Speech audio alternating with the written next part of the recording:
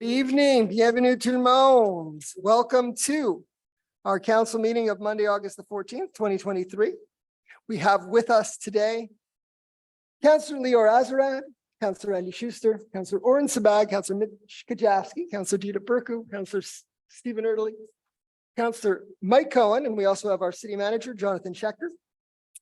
And we have Regine Banon from Communications, who is going to be helping us with a Zoom that we're going to be doing shortly and a video. We have our Pascal Tanguay and Florine Abriguet from Legal Services, who are going to be helping us as well, organizing the meeting. So before this meeting's a little different, before we start the official part of the meeting and question period, we just dedicated, I guess we should at least approve the adoption of the agenda. I'll first do the adoption of the agenda.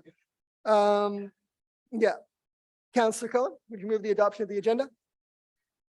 I so move, Mr. Mayor. Seconded by Councillor Azarad, all in favor? And I'd like to add to the agenda that we're going to now start with a Zoom meeting with the family of Sheila Finestone. We just did a dedication, a Sheila Finestone Park. So we're going to start with a little video that was prepared by our Director of Communications, and then we're going to call Stephen, who's here today, Sheila's son, to say a few words and to introduce his siblings. Will also be able to speak to us on Zoom. It's a very special day, but I'll leave my comments for the video. So Regine, whenever you're ready, we'll turn off the lights, we'll start the video, and we'll get going with that. That's the first part of the meeting, so we can move efficiently. Well, they'll see it better.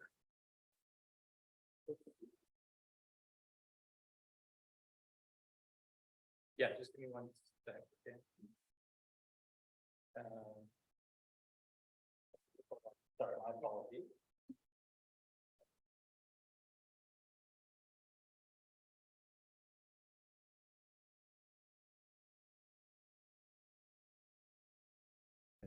Today is a day that gives hope to all who work from depth of heart and genuine concern on issues of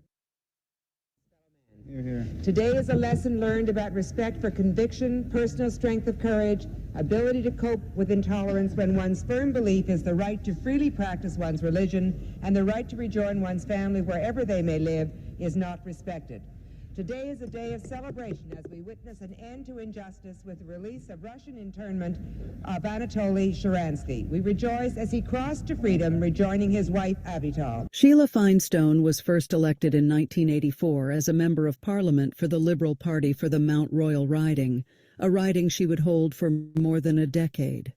Between 1984 and her appointment to the Senate in 1999, Finestone held a wide range of critical positions in the public and philanthropic spheres. Honourable member for Mount Royal.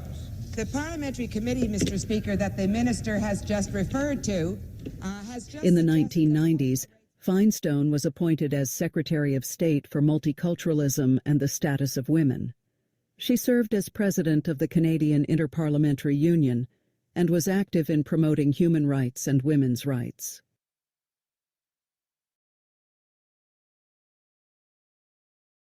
So now you'll see some videos. You can turn off, I don't know if we need that anymore. Some pictures of my days when I was president of the Young Liberals for the riding of Mount Royal. I had a lot of fond memories of my time with Sheila. We did a lot of wonderful things. She got young people involved and motivated to be involved in politics. I hadn't been involved in politics before. I was involved in Federation, CJA, but that was my first step into it was 40 years ago. Practically, that when I got involved with Sheila and we met all kinds of politicians, she made youth feel that they should be empowered to get things done. And I don't think I'd be here today as mayor of Côte Saint-Luc if I hadn't first had those the taste of what you can do. I met all the politicians of the day. I remember we had a cocktail party at my grandparents' house, and Francis Fox and Warren Almond and all the politicians of the day came. And Muriel Margulies, Sydney Margulies' late wife, was the person who ran the office, and she also took great care of all of us and was an inspiration for us to do our best do our best as individuals. So I'm going to tell one story. My wife just was reminding me, you learned a lot of things from Sheila Feinstein, but before, you can put the lights back on. But before I go into the public meeting and I have Stephen come up, I just wanted to tell you one little story about Sheila. She taught me a lot of things, but one of the things that Elaine remembers, my wife, was it was winter and she had her coat. It was a heavy coat, and I had to put it on. She said, "Could you help me put on my coat?" And she said, "No, Mitchell, no, that's not it. You need to lift it up and over the shoulders." And from then on, I always knew how to help a lady put on her coat. So she taught us a lot of things, and each one was an important lesson that has served me well. So Stephen, I'm going to ask you to come forward and say a few words and introduce your brothers.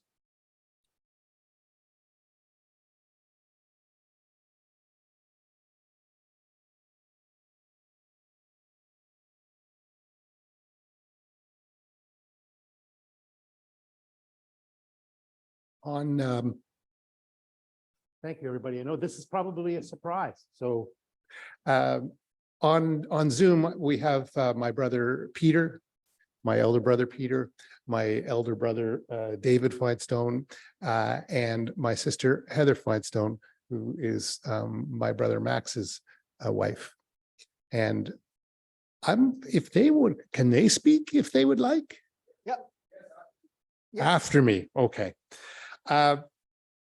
Some of you were at the park, and allow me to perhaps share again. That's a great story, Mitchell. She taught us a lot too. Mostly, as I said, she wasn't home a lot, so a lot of what we learned was in the form of notes that she left us on the kitchen counter, but they were learning nonetheless. So coming from that beautiful park, the park Sheila Feinstone is a place for people to play and a place for people of all ages to gather outdoors.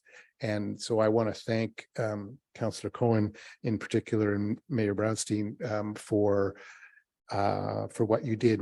My brothers, our family, I think that you got this totally right. And so to both of you and to the council and to your teams that spearheaded this effort and supported it all along, thank you very, very much. And also to the citizens of Côte Saint-Luc, who were steadfast in their support of Mum over many, many years. This was very meaningful to her. And I did think that, if that park had come sooner, we could have had some campaign corn roasts here closer to the council chamber. But, we take what we can get when it comes. It's really good. It's a wonderful honor. And so, Mike, some of you might have read the blog post that Michael wrote, and it really was a great summary of Mum's accomplishments and her interests. And so I thanked him earlier for that, and I thank you again. In 1983, when Mum asked us all to participate in the decision to allow her name to go forward for nomination in the riding, Mom's decision was a family one. After that decision was taken, we asked her to go and get her resume so that we could build out a brochure and to promote her candidacy. She left the room. She came back with this 1/4-inch thick book that was her resume. And I remember scanning through it and thinking to myself that, wow, if I or anyone were lucky enough to achieve in a lifetime what she had done in the first half of her life, it would be quite an accomplishment. And so we arrived with a theme, some of you may remember, of your AAA candidate, the candidate accessible, accountable, and active. 3 simple words that have a lot of meaning. And we think most people would agree that she lived up to those words. And also, Councillor Cohen in his blog post, something I want to reiterate, Mum, she never undertook any pursuit with the goal of personal recognition. Really, for her, what drove her decisions and her actions was simply a sense and a desire to want to do the right thing. So you know her from whether in an international forum, a national forum, regional or local. Mum's interest was in the well-being of you know, all people, people of all ages, race, gender, it didn't matter. What you may know less or be less familiar with was her interest in a healthy living and her passion for outdoors. And so both she and our father, Alan, loved to take advantage of the outdoors to remain active. In Sheila's case, that could mean a purposeful walk through a mall on a retail spree. It could also mean spending the day on the ski slopes in winter, which she absolutely loved. And you would know she's there because she was singing and you'd know it was her. Or helping one of her sons fish off the dock at the cottage. Mom was a city girl, born and raised, but she also had a country lady side to her. And so the park Sheila Feinstone, a place where people of all ages can come to relax, to play, or to simply sit together, would, we believe, really appeal to her. And so on behalf of our family, my brothers, and I'm sure Mom and Dad, thank you for this very special honor. It's lovely and it's an enduring tribute. Thank you all.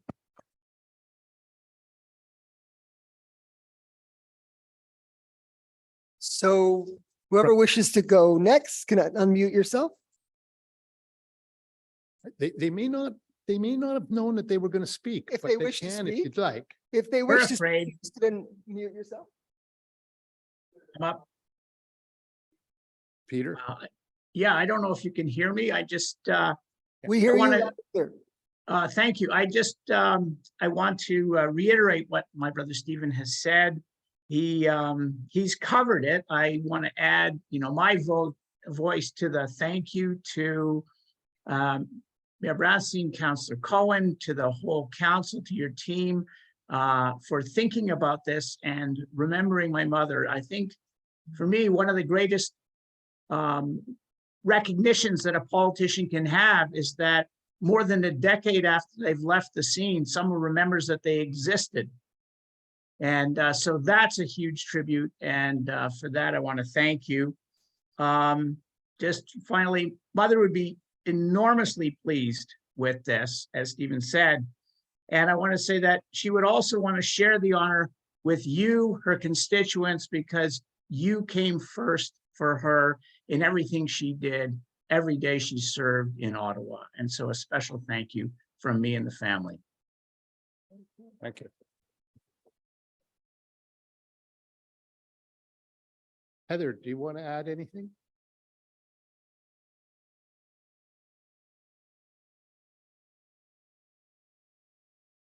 I think you're working on it. As you did say, I wasn't prepared for this, but I think it is a beautiful honor. And I think that green spaces were very important to my mother-in-law, and she would be very pleased to have this beautiful park hold her name.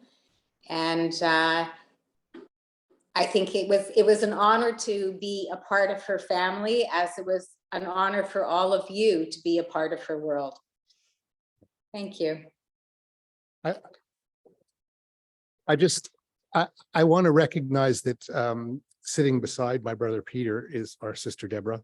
In our family, we don't do brothers-in-laws, sisters-in-laws. We do sisters, brothers. And I see Josie Feinstone's name, so I'm assuming that they might. No, actually, I'm using Josie's link because they couldn't get on. So Very good. and I didn't. So yes, I'm Josie today. Thank you all, council, for your time and for the constituents for allowing us this moment. Right. Okay, thank you. Thank you. That was lovely. And it will be something that we will cherish forever, having Sheila Feinstone's park and Sheila Feinstone's name and the great memories that we've all had, or many of us have had, particularly myself, of the wonderful times we've had and the inspiration we've received from Sheila. So thank you. Have a safe travel back to Ottawa. And be well. Thank you. And now I'd like to pass it to Councillor Schuster for the land acknowledgement. The land acknowledgement. It's a recording? Okay, so you ready to play it? Yeah. You ready to play it? Great. I'm apologizing advance because there may be some echo. We don't have our communications director with us today, so we're doing our best and I think we'll be okay. Yeah. And Regine Banon is doing a great job too, so thank you.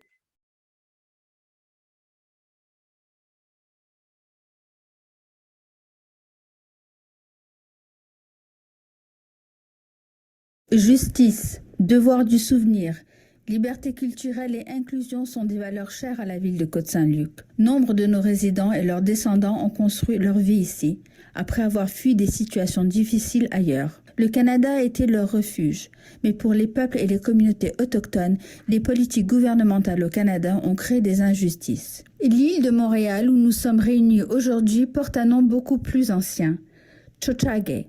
C'était un lieu de rassemblement historique pour de nombreuses communautés autochtones. C'était aussi un lieu de diplomatie où notamment a été signé le traité de la Grande Paix de Montréal. Nous remercions la nation de Kanien'kehá:ka, également connue sous le nom de nation Mohawk, pour son hospitalité sur un territoire non cédé. Nous devons reconnaître le passé afin d'avancer avec un esprit de collaboration et de conciliation. Justice, remembrance, cultural freedom, and inclusion are important values to the city of Côte Saint-Luc. Many residents and their descendants have made their lives here, having fled dire conditions elsewhere. Canada was their refuge, but for Indigenous peoples and communities, government policies in Canada created injustice. The island of Montreal, where we are meeting today, has a much older name, Tiohtià:ke.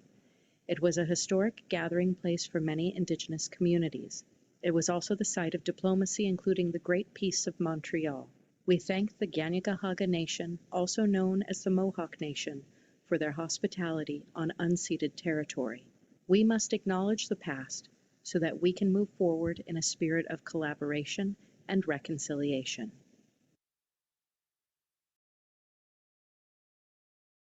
Thank you. Okay. So now we're going to move into question period.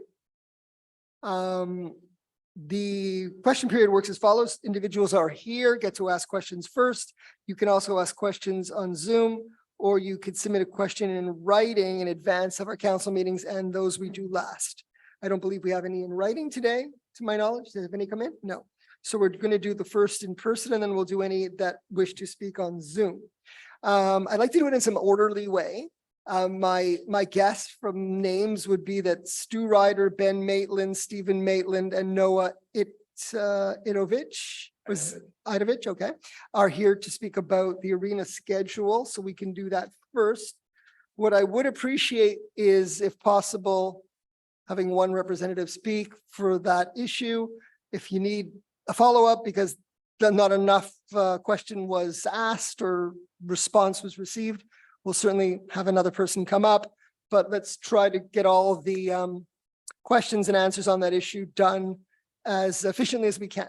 So whoever of the four of you would like to speak first, you're welcome to come. Mr. Mayor, council members, thank you for the opportunity to speak tonight. Along with my fellow league members, their family members, and a couple of hundred people.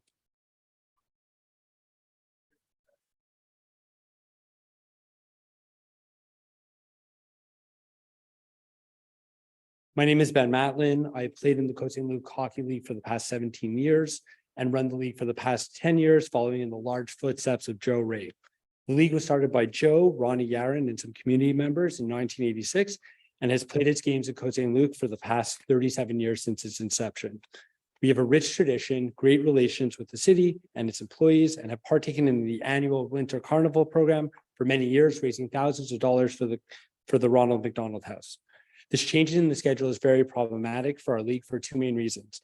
The first reason being that we were informed of this change in the middle of July, about 6 weeks before the start of our season, and had no opportunity to find alternative suitable ice times to replace what we were losing. We had no choice but to accept the city's proposed ice times, which has severely impacted our registration numbers and interest in our league due to the change in date and games ending at midnight on Sunday nights.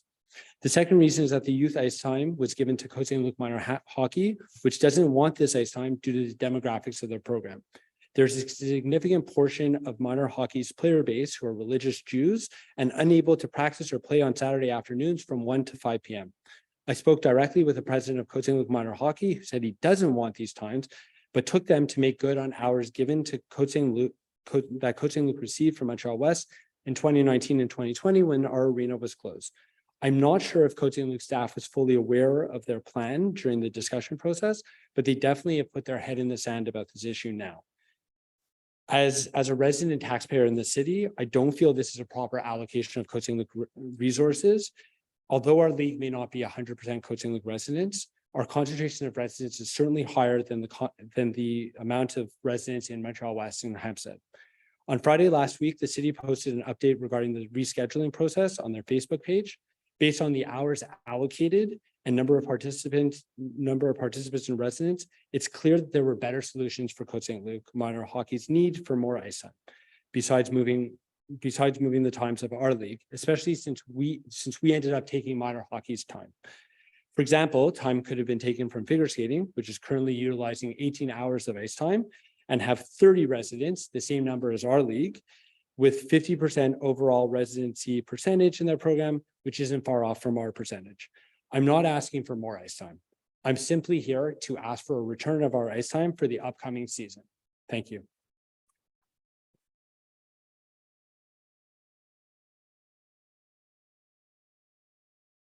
Is there anybody else who would like to add to that before I respond? Of the 4 people that have put their names to speak.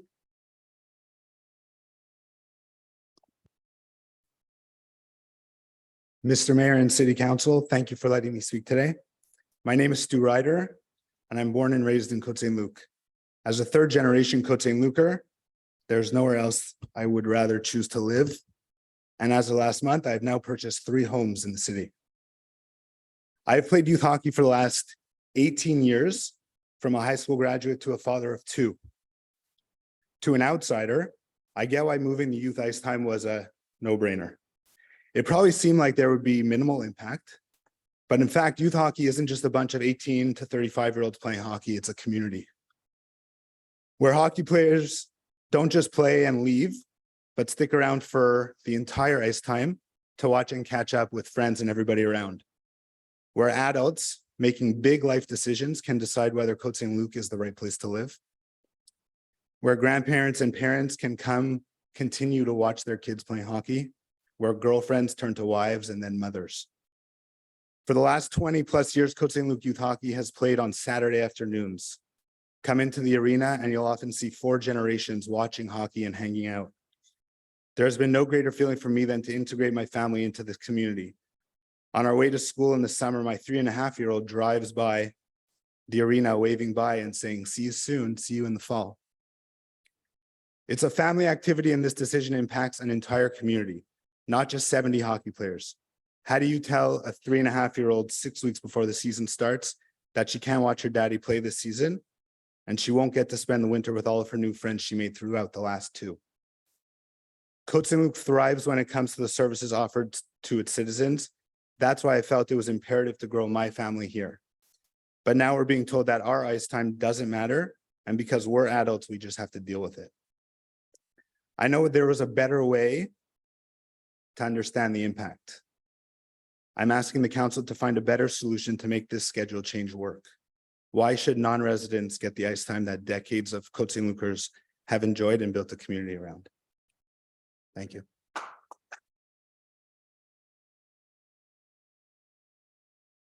So by our rules, there's a maximum of 3 people that could speak on any topics. If there's one more person that wants to add anything, you're free to speak.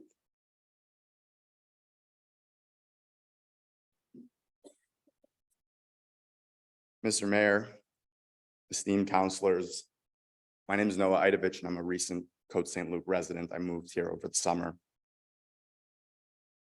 And what I wanted to raise in this discussion, which I think is very appropriate in the context of the remarks that you had made earlier about, in the context of the celebration of Sheila Finestone, is the extent to which both this league has been something that is brought purpose to the extent that, many of us are engaging with the political system for the first time in our lives. And that's in large part because of the gravity that this community has had on us. the one thing I want to add, because I don't want to beat a dead horse and the other speakers have covered these topics, but the one thing I do want to add is the extent to which we have the opportunity, 26-year-olds like myself, 21-year-olds who are joining the league for the first time, people like Stu, who have already had multiple kids, can engage through the generations and have that opportunity to really connect and, learn from each other. I have a lot of friends who have had incredible business opportunities arise because of the relationships they've made in this league. I mean, one of my friends here today, Zach, has learned a lot about some of the opportunities available because of the relationship that he built with Stu over a couple of years. None of my friends, people my age, have had kids yet, but through this league, I get to learn about what the experience is of starting to have a family, buying your first home, invaluable mentorship opportunities, which frankly don't exist anywhere else. It's something incredibly unique that we benefit from, and it's an institution that's taken decades and decades to build. Community is about rootedness just as much as it's about the people involved. And this community that we have is rooted in this city. And so I ask you to please take that into account when you respond to their comments and when you consider how you're ultimately going to resolve this issue going forward. Thank you. Thank you.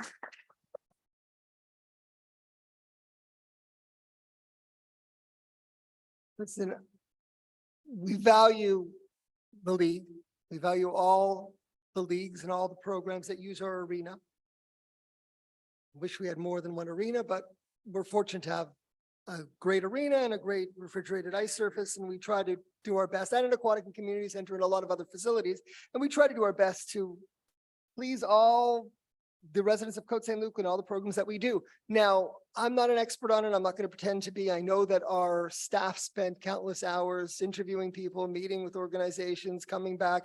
They did do a very detailed presentation to council, which in effect, and I don't have to repeat what it says, it's posted on Facebook. I know you've all read the Facebook summary of the city's analysis and why they did what they did. So I'm not going to go into it. Joel Levine, you can read it as well. I'm not going to repeat it. It's all there on Facebook. So what was tried to do is there was an effort by the city staff to try to please everybody. You can't always please everybody all the time. Everybody is receiving the same amount of hours, although there has been a change in a certain hours that you had that's now at a different time. The only change in terms of reduction of hours was in public skating and private rentals. Everything else remains the same for 2024. And like I said, it was presented to council, it was unanimously approved based on the presentation of staff. We're elected officials and we do our best, but in most cities, go to City of Montreal and you won't have minor hockey coming and talking to the council about the arena hours. It only happens in a demerged city like Côte Saint-Luc, and we welcome it. But our staff worked really hard and they presented to us what they think is the best solution, not only for minor hockey, but for all the other organizations that use our arena, figure skating, learn to skate, youth hockey, for private skating and for our private rentals. And nobody lost hours. It was just a change. So it is the decision of council. I thank you for coming, and we do listen to your concerns. But as I said, it was a unanimous approval of council and it's not changing for this year. The next question is Sharon Friedman.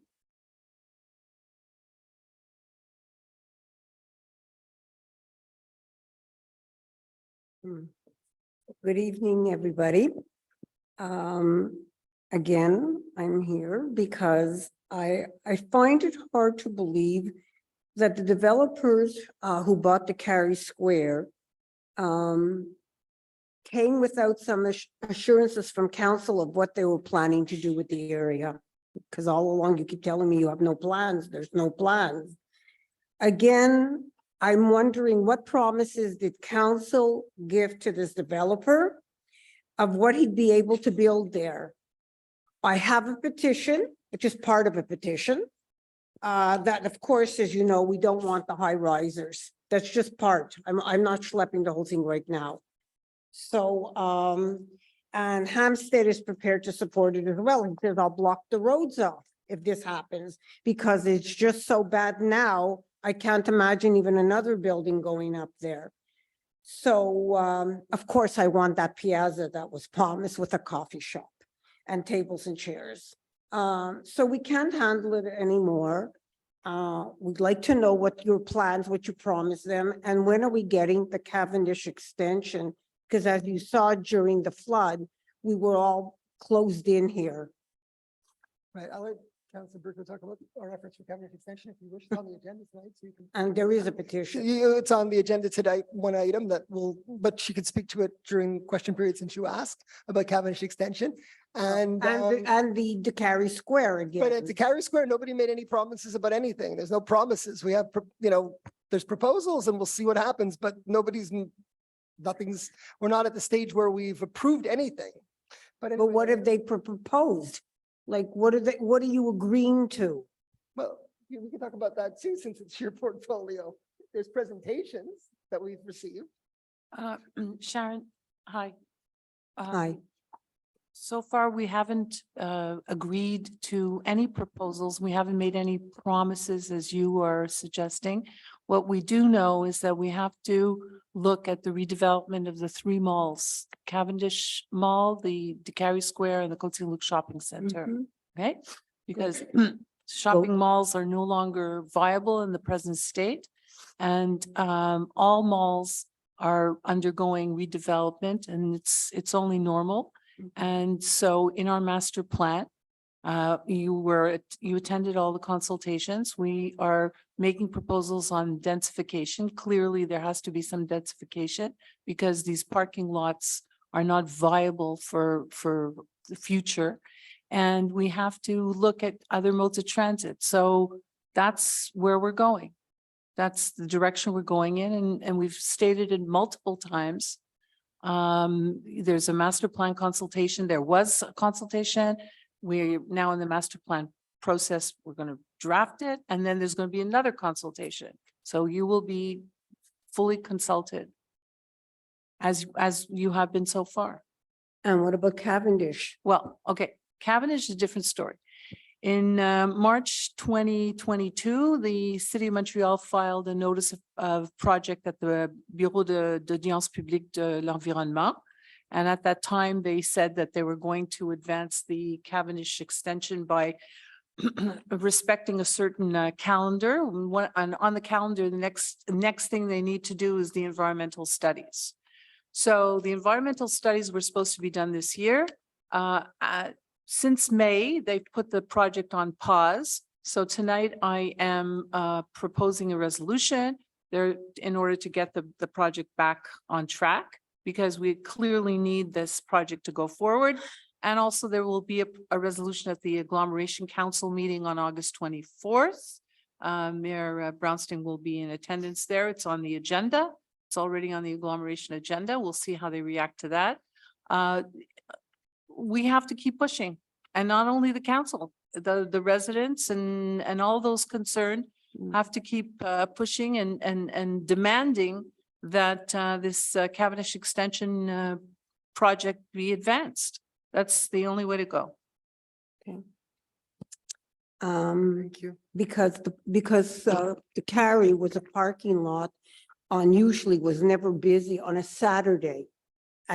Whether it was 11 o'clock in the morning. We'll get or into at that 4. when we look at the master plan, but I could tell you that the DeCarry Square promoters have put together, certain studies, traffic studies that their objective is to reduce the traffic generated from that site.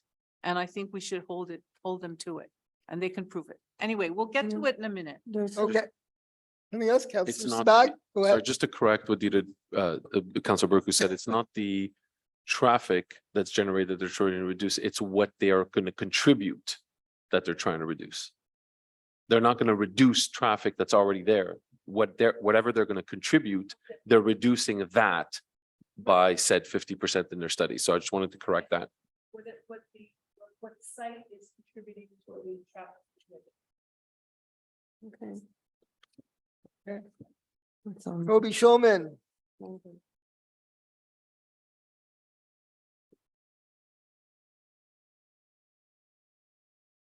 Good evening, Mr. Mayor and council members. I'm going to speak this evening about the same subject that I spoke last month. I still do not understand why the council is reluctant to call a community meeting to explain what our emergency preparedness plans are in different scenarios. Yes, you may be updating them now, and you were updating them then 10 years ago when I spoke to Glenn Ashton for an update. Yes, Councillor Sibag wrote to me and said that my friends and I can write to him about any questions that we have, but he's missing the point. It's not enough for a few people to know the city's plans. Look at what's happening on Maui now. They thought they had emergency alerts, but the alerts weren't activated. There are so many different scenarios of what can happen in Côte Saint-Luc. Flooding, ice storms, heat waves, train derailings, things falling off trains, etc. We're hemmed in Côte Saint-Luc. Look at what's been happening with the work on Cavendish and Kildare. It took my friend 45 minutes to get to the library from Borden and Côte Saint-Luc. Took my cousin an hour and a half to get home from the dentist. What will happen if there's an emergency?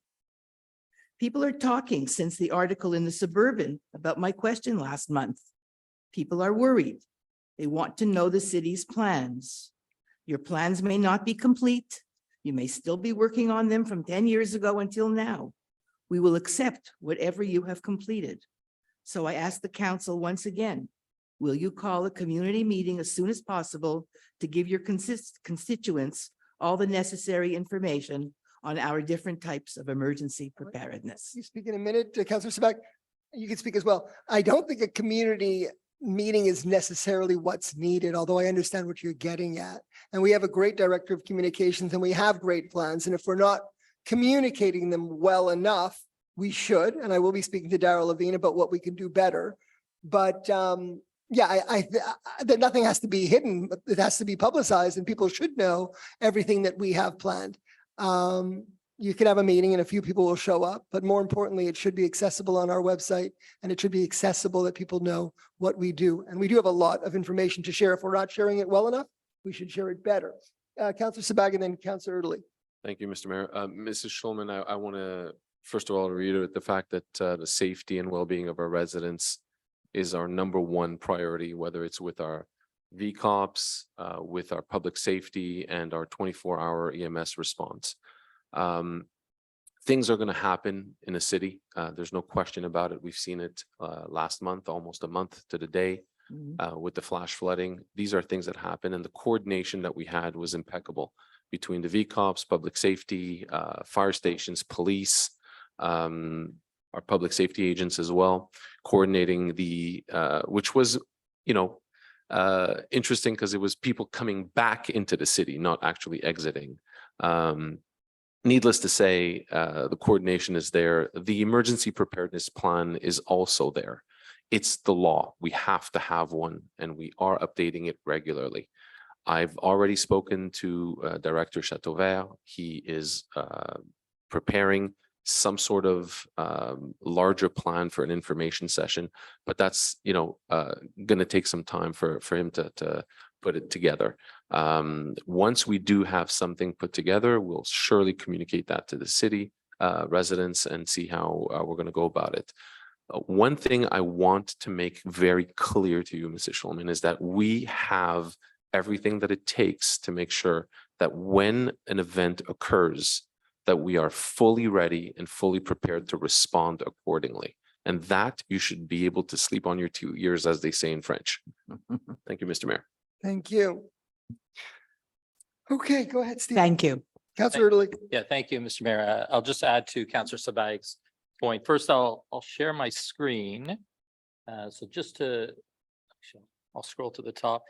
So this is for Ms. Schulman and for residents in general. So on our website, if you go through services program, health and public safety, and then emergency preparedness, I know it's not the easiest way to get there, or you can just search emergency preparedness. You have here the list of the key points. You have the key risks, and for example, major fire is the #1 risk, train accident or derailment, and so on. But I think if I would say there's 2 takeaways from this, one is that every family should be prepared, and this is not just Côte Saint-Luc, this is from the federal government, Every family should be prepared for 72 hours. 72 hours of no water, 72 hours of no power, 72 hours of no heat, and so on. So every home should have enough emergency supplies to last them at least 72 hours. And then the second thing, which I would say, is to get onto our Côte Saint-Luc alert system. I would say we are a leader in terms of sending out messages. When there was the incident, for example, with the flooding, we sent out multiple messages. When there's heat waves, we'll send out messages. When there was issue with smoke, the difference, though, I should say, between us and the provincial or federal government. So the provincial government has a system where they can send to any cell phone within a certain area. So we don't have access to that. For us, you have to sign on. So it's different than when there was a tornado alert, for example, everyone's phone buzzed, whether they lived in Côte Saint-Luc or not, whether they were visiting and so on. We don't have that capability, but we do have our alert system. So residents have to sign up. So I would say for Joel, for the suburban and the media as well, to put a reminder for those who are not part of it. I get it on my cell phone. I get it on my work phone. I get it. I did get on my home phone, but we canceled our home line. But I used to get it when I hear three phones ringing. When I used to hear three phones ringing out at the same time, I knew it was the city because they were calling my wife's phone, my phone, and our home phone. It would all ring, so I knew it was the city calling. And those are important messages. So I would encourage residents, because if there is an emergency, I'm looking at our emergency preparedness, the full plan. It's about 130 pages. It's too much for us to share with the residents because if anything, it'll be confusing. And when there is an emergency, we'll have to share specifics. But if residents are on our Côte Saint-Luc alert system, they'll be getting that information firsthand, whether it's through email, whether it's through phone, and so on. So again, I encourage all residents to sign up. And like I said, make sure you have enough supplies to last you for at least 72 hours. Thank you. Thank you. Norman Saban.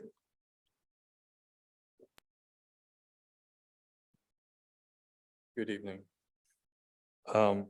When I was here in July, my body temperature was around 34. Today it's about 35, so it is raising a little bit, but it's kind of cold in here. So I'll let you know. I just want to talk about the intersection of Cavendish and Mackle. I think it's time we have a discussion about it. Every day, thousands of cars drive up Cavendish from Kildare to Mackle. Most of them make a left turn onto Mackle heading west. Some of them keep going straight.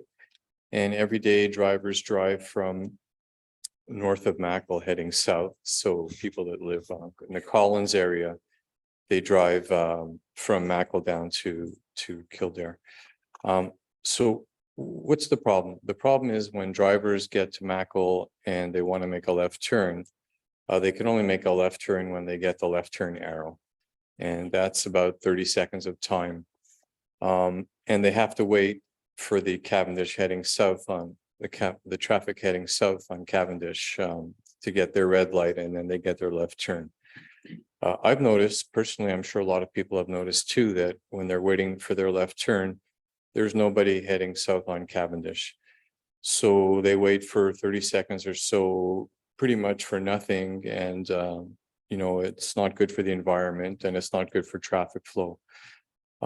So my question is, do we really need that protected left turn to head west on Mackle?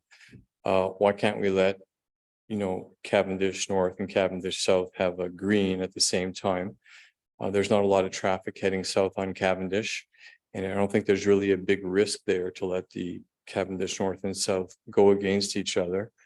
That would give another 30 seconds or so for drivers to make a left onto Mackle, which is a good thing, especially in the evening rush hour where there's a lot of traffic turning left. And drivers heading south from Mackle to Kildare, a lot of times they can't make the light at the avenue. And if they had another 30 seconds of time, they would be able to get to the avenue and get through that intersection too. So I think it's time to think about this because for the last, 30, 40 years, there's been a left turn onto Mackle, but I don't think we really need a protected left turn there. I think we can let Cavendish North and Cavendish South have a full 60 seconds of green time and get better traffic flow, less waiting, better for the environment. So I just wanted to sort of put that as a suggestion. Maybe the traffic committee could take a look at that. Okay, well, thank you for that. I don't know if there's anybody in council that from the traffic committee that would be in a position to respond right now, but we certainly can have that question. Maître Schechter and staff. You want to respond? Sent to the traffic committee Yeah. for review. Go ahead, So Councillor. I'll just add one point with regard to the left turn from Cavendish onto Mackle. There is a sensor under there that's supposed to speed up the process. I know that we had issues in that cars weren't driving right over the sensor. And so some cars were sitting there waiting for longer. So I'm not sure I'm not sure whether the sensor is fully active right now, but definitely something I would say to have them look at as well in terms of if we do keep the protected green to maybe speed up the process so that when a car passes over the sensor that it switches much faster. I would say something as well possibly to look at. Yeah, that's not really the fundamental problem. The problem is that, you know, you're waiting to make your left turn, but there's nobody coming towards you heading south on Cavendish. So why don't we just let that left turn go ahead and, you know, not have to block it? It's a win-win-win for the environment too. I mean, people are sitting there for an extra 30 seconds, just, you know, polluting the air, and they could probably get going right away. So I think it's worth considering. Thank you. And Maître Schechter, you'll have that question referred to the traffic committee for response to Mr. Sabin. Somebody from staff, for sure. Absolutely. Thank you. Do we have any questions on Zoom? Yes, go ahead. Who's first? I think there's three of it. Okay.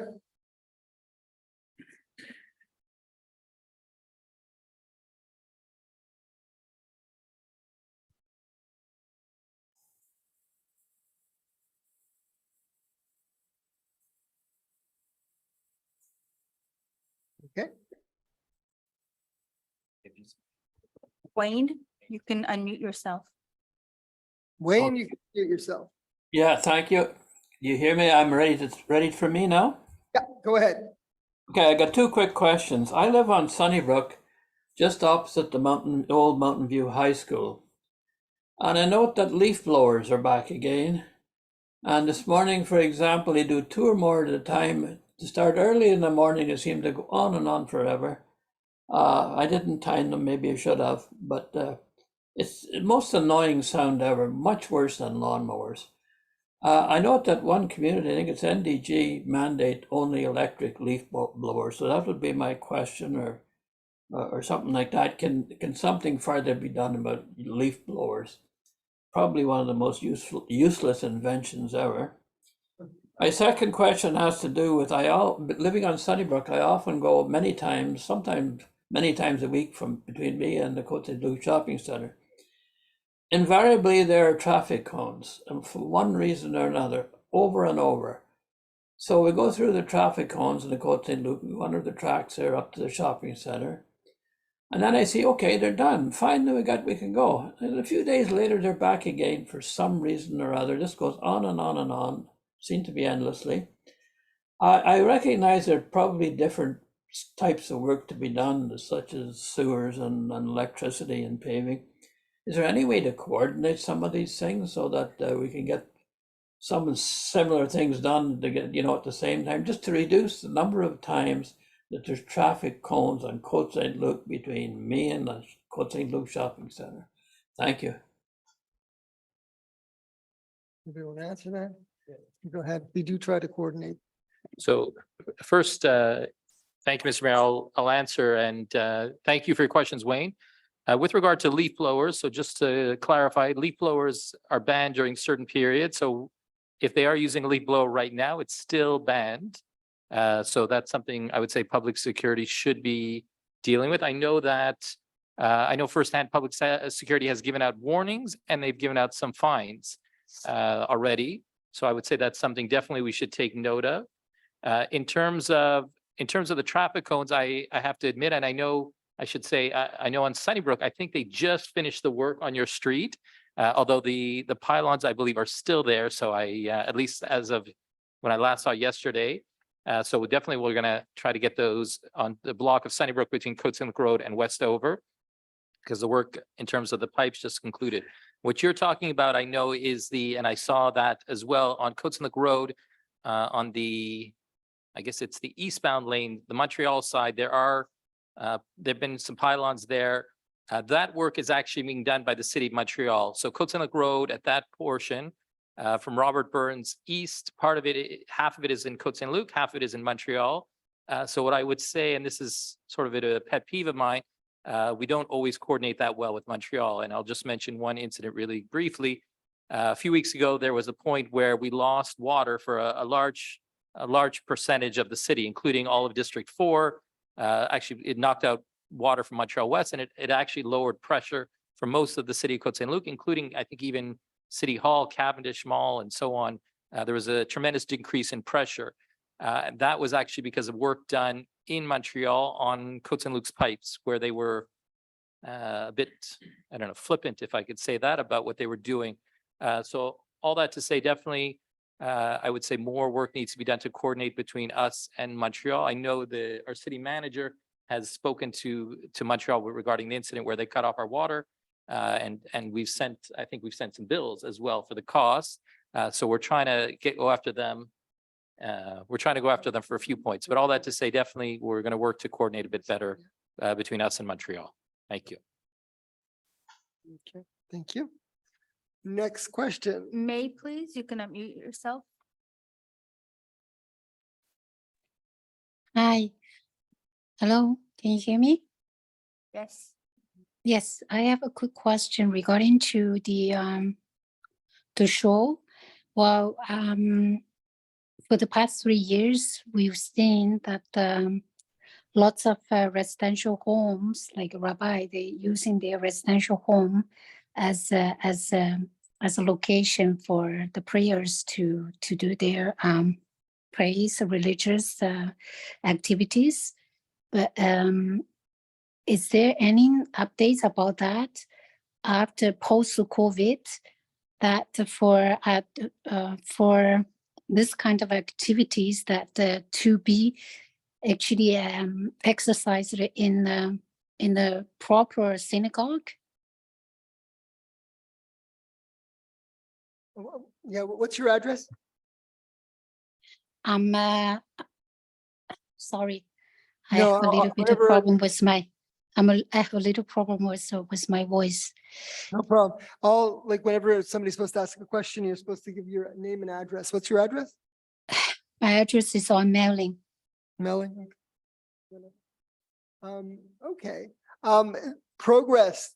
We are making progress. There are certain zones in the city that are going to be allowed to use residential homes for houses of prayer.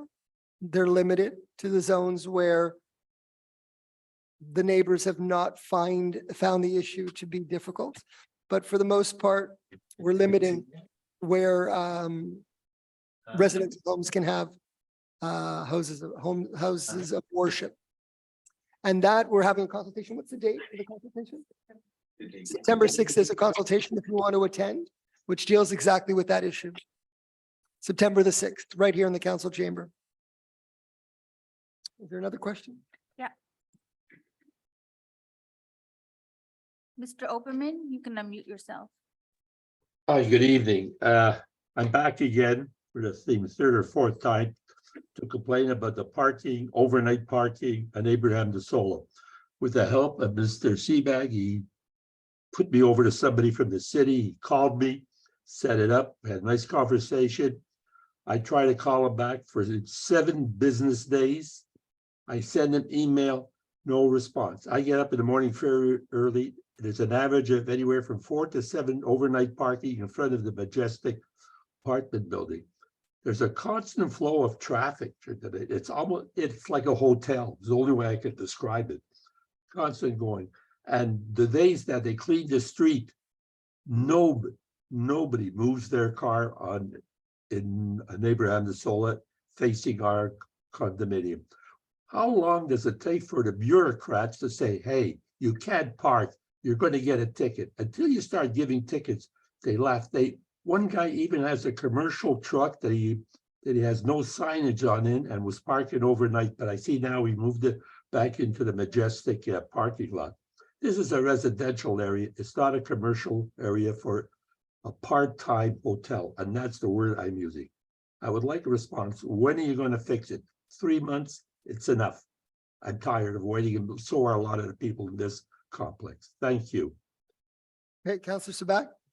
Thank you, Mr. Mayor. Just to respond to Mr. Oberman, I've been in touch, I'd say maybe 2 to 3 times a week with Mr. Oberman in regards to this issue. Right. I've had Philippe Chateauvert call him, Jean-Marc called him as well. He sends pictures at 5 o'clock in the morning with cars that have been unticketed. I take these pictures, I send it to Philip, who assures me that every car that is in violation is being ticketed. I have proof. I've waken up at 4:30 in the morning to go there myself and see that our public safety agents do their job to go and ticket the cars. Just because Mr. Oberman does not see cars being ticketed does not mean that they're in violation. So there are people that live on David Lewis, there are people that live on Abraham Sola, there are people that live in these types of areas that have permits, overnight permits allowed. I have taken it upon myself to not only make sure that Maître Schechter sends letters to the owners of the Majestic with a cease and desist that we've done. You can update the residents if you'd like, Mr. Schechter. Maître Schechter, I know that we take this very seriously. We've sent inspectors to the Majestic as well to see what it's all about. We know what the issues are, and we are dealing with it. The idea that the city's not doing enough or is not doing anything fast enough for Mr. Oberman, that I cannot help him with.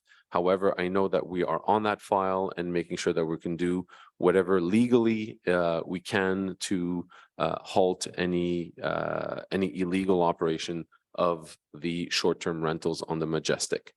The other component I'd like to mention is that we take time.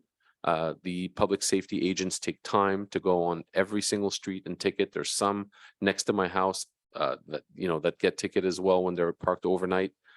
Their public safety agents are also responding to EMS calls if there are any, and prioritize those over giving tickets to cars in violation. So as much as I appreciate Mr. Oberman taking pictures at 5 o'clock in the morning and sending them to me, I can say that there are times where we're going to ticket and there are times we're not going to ticket. And there's reasons why we're not going to ticket. And it's not because we do not want to ticket, it's part of the job. But ultimately, I want to make sure that everybody's aware that this is a problem that we are dealing with on many different levels, legally as well. Thank you. Thank you. Can I respond, please? Really, I just want to thank Mr. Seaback. He's right. He has helped me. I have nothing to complain about his help for us. But for the thing, there's a thing called an injunction. Why don't you take an injunction against them? Instead of talking to them, sorry, that's my cell phone. Just take an injunction. Say, thank you for the comment. It's not so simple. We wouldn't be able to do it against the particular individual. Anyway, thank you for your comments, and we'll continue to do our best. Now that there's no other questions, we're going to move to the next item on the agenda, which is approval of the minutes. Councillor Cohen. Moved by Councillor Cohen. Yes, Mr. Mayor. I so move that the minutes of the regular council meeting of July 10th, 2023 be approved. Seconded by Councillor Azarad. All in favor? Carried unanimously. Any business arising? No government correspondence. So we're going to go to item number 6, Councillor Schuster. Thank you, Mr. Mayor. The monthly reports submitted for July 2023 be and are hereby approved as drafted. Moved by Councillor Schuster, seconded by Councillor Sabag. Any comments? Go ahead. I'm going to cut and slash my report now.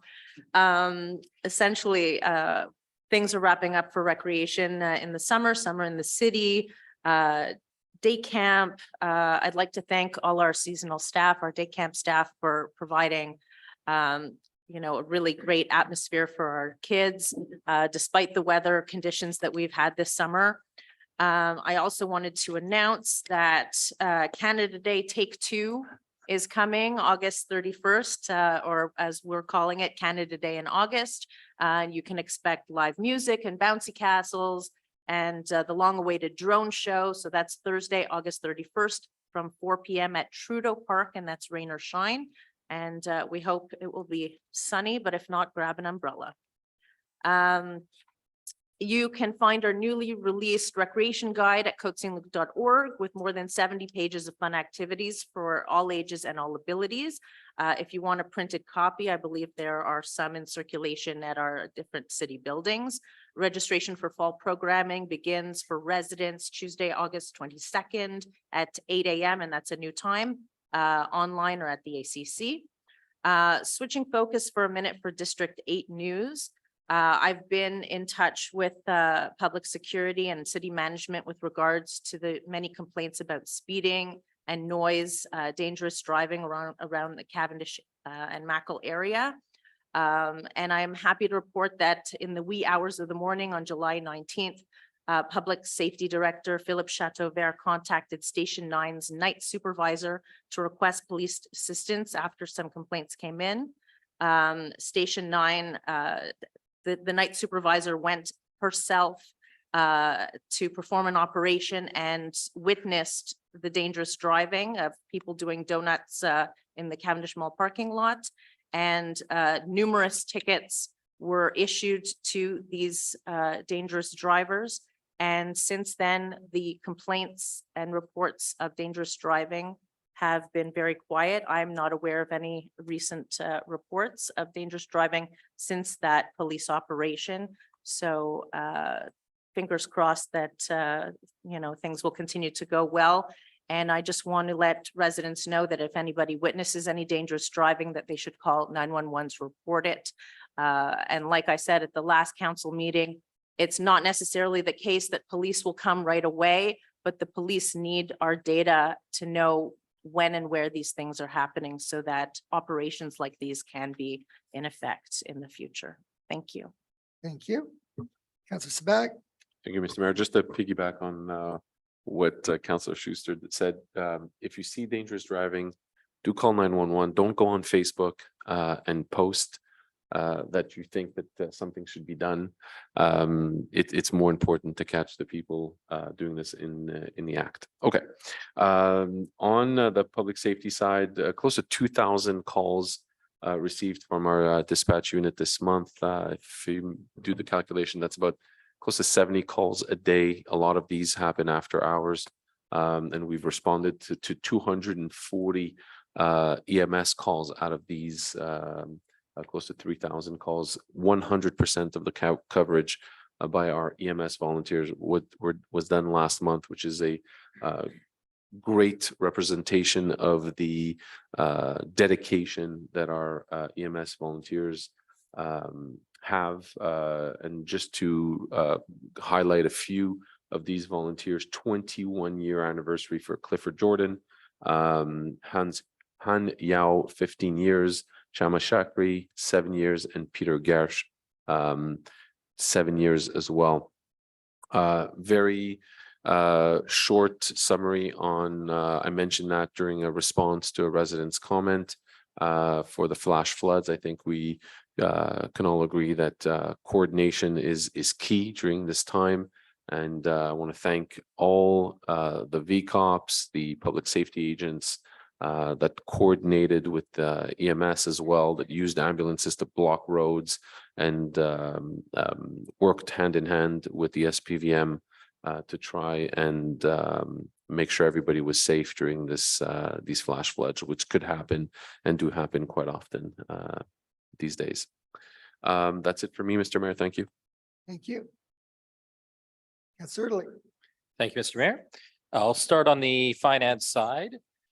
So first to share with residents, we will be having our annual finance budget pre-consultation on August 23rd at 7 p.m. It'll be both in person in the council chamber and on Zoom, although we encourage residents to come in person.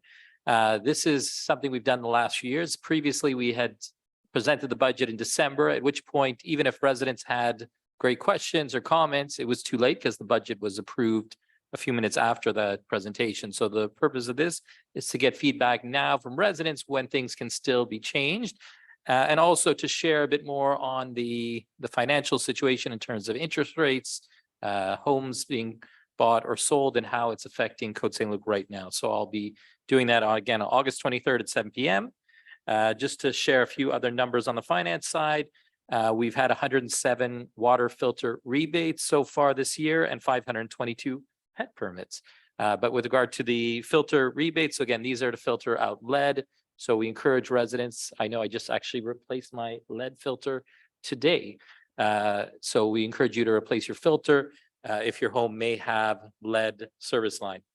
I'll switch to follow up on Councillor Sabag's comments. I want to make a special mention and thank you to, again, our VCOPs who've been volunteering, not just at our council meetings. The last few weeks we've had, aside from the incident in terms of the torrential downpour, we've had a lot of special events, concerts. I know I had the opportunity to see some of our volunteers at the Shakespeare in the Park and at yesterday's beautiful concert behind City Hall with Joseph Milo and his orchestra. In terms of the environment, we don't get the stats as often as we used to because of some issues with Montreal, but I just got the latest in terms of garbage.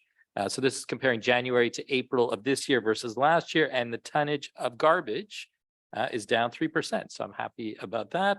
And a reminder to residents that on Sunday, this coming Sunday, August 20th from 9 to 5 is our annual big drop off. So this is opportunity if you have household hazardous waste, if you have electronic waste, if you have documents to be shredded, you can bring them to the Public Works yards. If you go to our city website, it gives you more details in terms of what is acceptable, what's not, but it's something I do once a year to clean up my house in the summer. So I encourage residents to take part in that. And that's it for now. Thank you, Mr. Mayor. Thank you. Anyone else? No? Okay, it's been moved and seconded. Councillor Cohen. Thank you, Mr. Mayor. I'll be brief. First of all, tomorrow morning, we will have our golf classic. It was rained out the golf part last week. We did have a very successful luncheon honoring Joanne Cutler and Murph Midling. It was a great event last week. So Mother Nature is cooperating. So tomorrow at Meadowbrook, looking forward to reporting back on a very successful day of golf. Of course, we raise money for the Parks and Recreation Bursary Fund, which provides those living in Côte Saint-Luc who cannot afford to pay for some of our services to discreetly get some nice subsidies. Please go to the YouTube channel of the Côte Saint-Luc Public Library. You could see my interview with Dr. Phil Gold. Did one last week on his new book and getting really great response from it.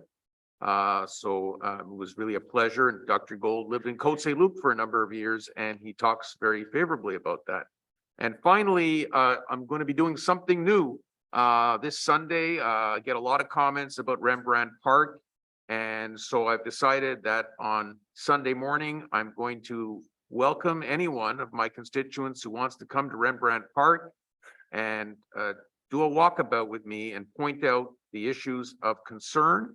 And I will be taking notes, and then some of our public works people have committed to do a private walkabout with me after the fact. I have a lot of advisors for Rembrandt Park, a lot. And I appreciate their feedback. So that's something new. 10 o'clock next Sunday, August 20th. Anyone's welcome to join us. Thank you very much, Mr. Mayor. Thank you. So now it's been moved and seconded. All in favor? Anyone opposed? Carried unanimously. And we go on to the next item. Item 7A, Councillor Cohen.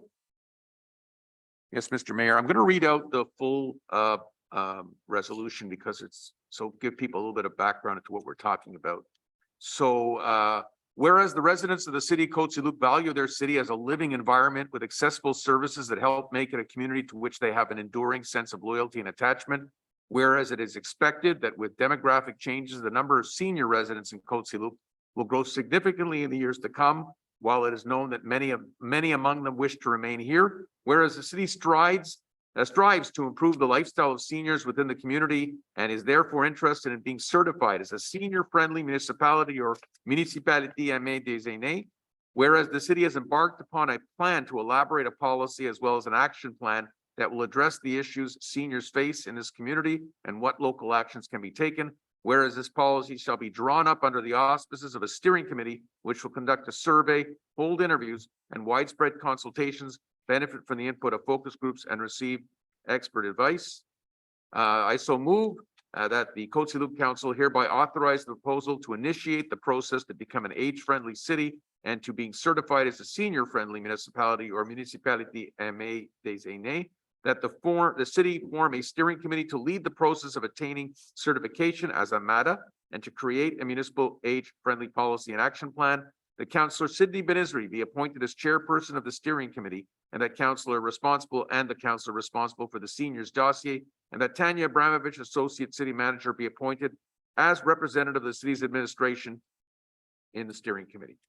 Moved by Councillor Cohen, seconded by Councillor Azarad. Any further discussion? I Go ahead, think the Councillor. resolution speaks for itself. Okay, Yeah. Councillor Berku, go ahead. I just want to say that one of the main reasons that we're doing this is in order to be able to raise more funds from government grants with regard to all our senior projects, one of which is the Living Lab project that I've been working on for the past year and longer, since we started our Smart City Challenge efforts. And this is going to help us once we get the status of a senior-friendly city. This is going to help us to raise more funds for our Living Lab project, which is basically a project that allows the creation of smart homes for seniors, and will create environments supporting the ecosystem of vulnerable and isolated seniors. We're going to have more about this in the coming months, because we're now at the stage where we're recruiting our candidates who are going to be receiving these smart technologies in their homes and are going to be connected through these technologies to their family networks and also to our city network of EMS, first responders, and other support staff that we have at the City of Côte Saint-Luc. So that's all going in the same direction. I hope that we'll be able to raise more money by becoming an age-friendly city. Thank you. Been moved and seconded. All in favor? No one's opposed. Carried unanimously. We move to item 8A. Councillor Italy. Thank you, Mr. Mayor. Be it resolved that Côte Saint-Luc City Council approves the attached list of disbursements for the period of July 1st, 2023 to July 31st, 2023 for a total amount of $7,084,532.70 in Canadian funds. And that treasurer certificate number 23-0095 dated August 2nd, 2023 has been issued by the city treasurer, attesting to the availability of funds to cover the described expenses. Moved by Councillor Italy, seconded by Councillor Berku. Any discussion? So this is a bit more than our usual disbursement. I'll just give some of the key highlights. So we have some payments for our water pipe and sewer sleeving, sidewalk repairs and replacement, the CMM, which is the Communauté Métropolitaine de Montréal, Kerwin Park, CMO, which is for our water system, and a bond repayment. Thank you. Thank you. It's been moved and seconded. All in favor? Not opposed. Carried unanimously. We move to general management. Item 9, Councillor Berku. Thank you. It's a resolution. Thank you, Mr. Mayor. Merci beaucoup. Donc, attendez une seconde. Je vais. Okay. Okay. So this is a resolution requesting the City of Montreal to proceed with the environmental studies for the Cavendish Extension Project. Je vais pas lire toute la résolution au complet parce qu'il y a plus de 20 paragraphes, mais c'est une résolution que j'ai proposée, que j'ai rédigée afin que la Ville de Montréal procède avec son projet Cavendish. I'm just going to summarize it in English and I'm going to read the conclusions in French. So basically, just to skim over the resolution, whereas the City of Côte Saint-Luc is engaged in the planning and development of the new master plan for its territory, whereas redevelopment of the three the three malls at the Quartier Cavendish, Côte Saint-Luc Shopping Center, and DeCarry Square are part of this redevelopment plan. And that in order to make it successful, the plan calls for networked transportation design with something called the mobility plan, which will bridge the barriers which presently impede the full fluid transit in and throughout the territory of Côte Saint-Luc. So we've created this mobility plan, which you can find at the back of the room. It's en anglais et en français. And this mobility plan basically has as its pillars the extension of the Cavendish Boulevard to Royal Mount with rapid transit to the Metro and the REM, the access to the EXO to Saint Jerome train line through a stop at the Côte Saint-Luc Shopping Center, the Corridor Vert bike path along Hydro-Québec's Aqueduct Saragay-Agrinon line with Côte Saint-Luc as its midpoint, an active transit overpass at Clan Ranald behind DeCarry Square to the Hippodrome and to the new Réseau de Express Vélo network, and an active transit overpass behind Côte Saint-Luc Shopping Center from the Côte Saint-Luc Shopping Center to Parkhaven, and a protected bike path network throughout our territory. There is a map that goes along with this, and it explains exactly what the mobility plan, and you have it at the back of the room, Sharon, you can pick up a copy. Well, absolutely, this is basic. We need the extension of the Cavendish, but I'm not going to engage in a discussion with you right now. I apologize for the interruption. Okay, so, okay, so keep on going. So this is the vision. And obviously we are going to need, in order to achieve this, we need two major components. One is the train station at the Côte Saint-Luc Shopping Center, and the other one is the Cavendish extension. So I'll get to the point of the resolution. Basically, in March of 2022, the City of Montreal presented, I'm now on paragraph 22, whereas in 2022, the City of Montreal itself filed an avis de projet for the Cavendish project at the BAP, the Bureau d'Audience Publique de l'Environnement. And we were expecting them to respect their, what they call the échéancier, the calendar for execution, which was that the next step in that process was the environmental studies. In May of 2023, I'm now in paragraph 23, 1 year after the filing of the avis de projet, and despite multiple public announcements and budgets allocated to the project, over $100 million has been allocated in the City of Montreal budget for capital expenses, and over $9 million has been allocated towards the operating expenses. The monies are simply not spent. And what the City of Montreal has now done is told us, well, we don't have money in the budget, which is completely absurd. So whereas between 2015 and 2023, the City of Montreal and the agglomeration of Montreal have set aside for the Cavendish Extension project over $100 million in capital budget and $9,794,000 in operating budget, for which the city is being asked for an accounting. We are asking for an accounting. All mayors of the TMR, Saint Laurent, Côte Saint-Luc have asked the City of Montreal for this accounting. Whereas the refusal of the City of Montreal to proceed with the environmental studies and respect its own timetable for the Cavendish project is totally unjustified and is in complete violation and contrary to all the recommendations, undertakings, and obligations as specified in the Hippodrome Agreement of 2017, the Juncker-Adno Report of 2019, the Avis de Projet du BAP for the Cavendish project deposited in 2022, whereas the refusal of City of Montreal to proceed with the schedule it has itself submitted for the Cavendish extension is now compromising the creation of the Corridor Vert, the REV, which are key active and public transit corridors upon which the City of Côte Saint-Luc relies in order to advance its master plan of future development. Be it resolved, et je vais lire en français, that the whereas is in preamble all form an integral part of this resolution, que la Ville de Montréal respecte tous les engagements décrits dans l'entente de 2017 acte de cession de l'hippodrome concernant le projet de l'hippodrome et le raccordement du boulevard Cavendish, que la Ville de Montréal effectue rapidement et avec diligence toutes les études d'impact environnemental et d'avant-projet préliminaires auxquelles elle s'est engagée en 2017 en vertu de l'entente concernant l'hippodrome et plus particulièrement en vertu des articles 2.7, 5.2.3, 5.2.4, 6.1.5 et 6.1.11 que la Ville de Montréal effectue immédiatement et avec diligence toutes les études d'impact environnemental et d'avant-projet préliminaires auxquels elle s'est engagée en 2022 lors du dépôt de l'avis de projet pour le raccordement du boulevard Cavendish et entre autres qu'elle respecte l'échéancier prévu dans l'avis de projet, incluant le dépôt de l'étude d'impact environnemental en 2022-2023 et qu'elle poursuive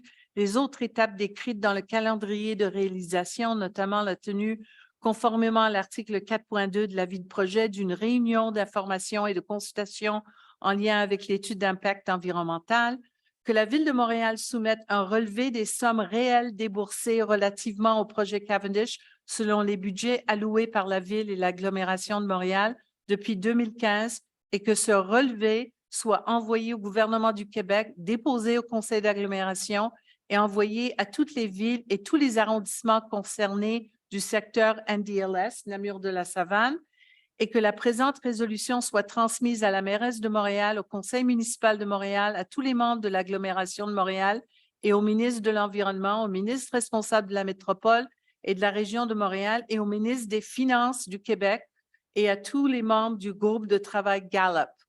Alors, that's the resolution. I've tried to summarize it, but basically we're asking the City of Montreal to submit a report of the actual expenses. And this very similar resolution will be presented at the agglomeration meeting on August 24th. Thank you. And will you want to second it? Okay, great. Thank you. Absolutely. Go ahead, Councillor Sabac. Thank you, Mr. Mayor. So we've talked about this extensively just recently in committee, and I've said this several times. I think, you know, we can go around and talk a lot about this and do these types of resolutions, but I think it's time for us to really act and do something a little bit more concrete. I appreciate Councillor Berkou's effort in drafting this. I think she's been a huge proponent of making sure the City of Montreal respects their timelines. I've been with her at several meetings from my first mandate, so I know how passionate she is about this. We have residents that come in regularly and ask about the Cavendish extension, and this is one of the issues, is that it's become a maze. It's become a political and bureaucratic maze. What you just heard Councillor Berkou say is exactly that. They're doing very minimal advancements in the dossier, and the last delay in getting the environmental studies done is one more delay into getting anywhere closer to the Cavendish extension. So this is what I'm proposing. I've said it in committee. I'll say it publicly right now. I think the City of Côte Saint-Luc should pay for the environmental study. We should pay and present it to the City of Montreal and say, you don't want to do it, here it is. We're presenting it to you, we're paid for it, and we'll deal with it with the funds afterwards. So I think just so everybody's clear, I don't think there's any councillor here that's not in agreement to get the Cavendish extension. I think we all need it, we all want it. How we go about navigating this maze is where I think we need to be a lot more aligned. I want to thank again Councillor Berkou for her efforts. I think it's time for us to, you know, spend a little money and make this happen and show them that we're serious about it as well. Thank you, Mr. Mayor. Thank you. Anyone else want to comment?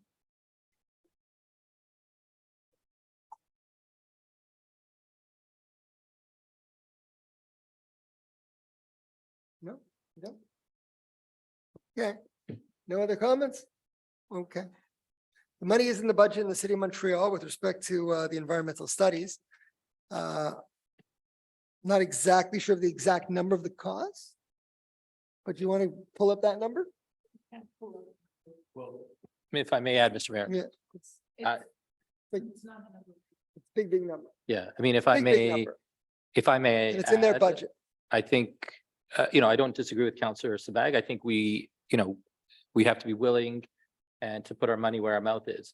My hope would be still that Montreal pays for it because it'll, you know, it's a much simpler thing if it's already in their budget and they more than have sufficient funds to do it. But I would say I agree that if push comes to shove, then we have to be willing to do it. I'll just mention two more points. We dealt with most recently the incident with the torrential rainfall that closed off two of our underpasses. The last time that has happened was, and I always get mixed up with 1987. I believe it was July 14th, Bastille Day of 1987. So it's been a long time, but it surprised us. Even, and we've invested heavily in all of our underpasses, including new pump stations and so on. But ultimately, it hit us hard. So we definitely need that other access. And I'll just share one last story. I remember this was years ago. My son was still a toddler at the time, probably 3 or 4. And I remember, saying, well, is the Cavendish extension going to be done by the time he's driving? Well, he turned 16 a few months ago. He's driving, and it's not yet happening. So we've been patient, and I think the time for patience has come and gone. So, Thank you. Go ahead. so I just want to explain, I didn't think that this debate was going to turn in this direction. we got to take things one step at a time. But I just want to explain that the environmental studies are mandated according to the file that has been deposited at the Minister of the Environment in view of it going to the BAP. It's the City of Montreal that's driving that file. They are responsible for that dossier. If we do the environmental studies, there is absolutely no guarantee. On the contrary, we have no control over that file. The file is being driven by the City of Montreal. So we can, we could say we want to produce the environmental studies, but even depositing them in that dossier is not going to advance that dossier unless the City of Montreal is actually moving it forward.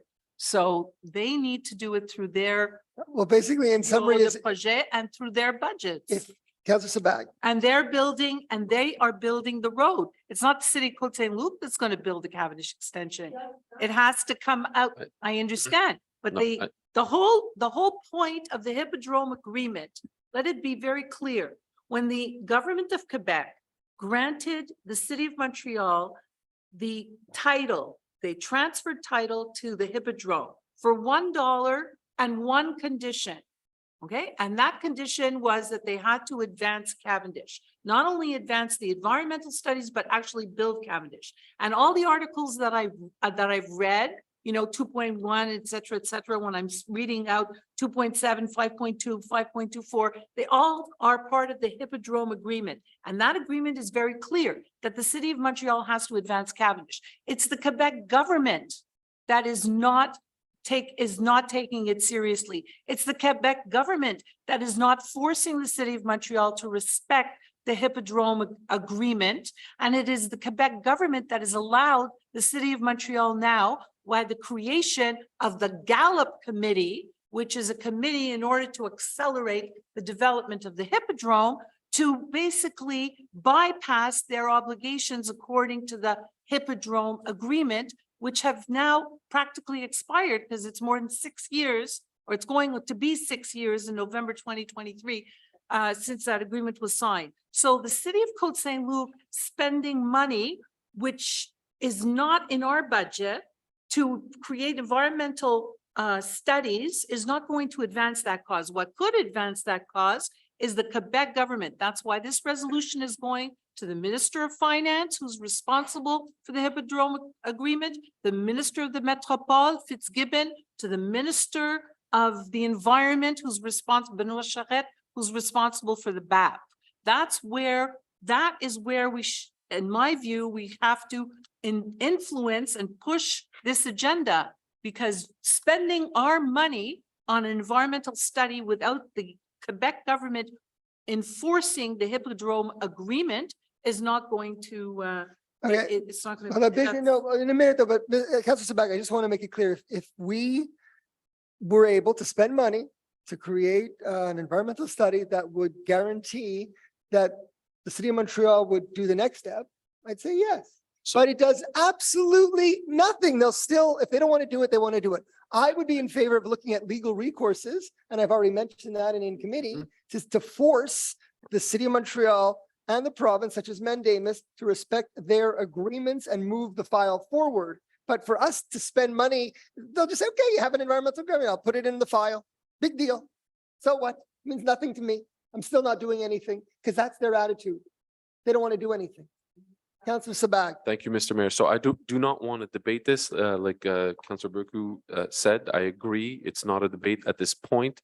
However, I am going to say this: we can point and shoot and say the responsibility falls on this person, on that government, on that group, on this city, et cetera, et cetera. We've been at it for a number of years now. I've been talking about this for a number of years. I know one thing, and the only guarantee we have is the following, is that if we don't do something constructive, right? Councillor Erdely's son is going to be the grandson that's not going to see this Cavendish extension. So that's all I'm saying. For me, this is part of a process to start acting in a different way. We can come to an agreement in council on how that will happen.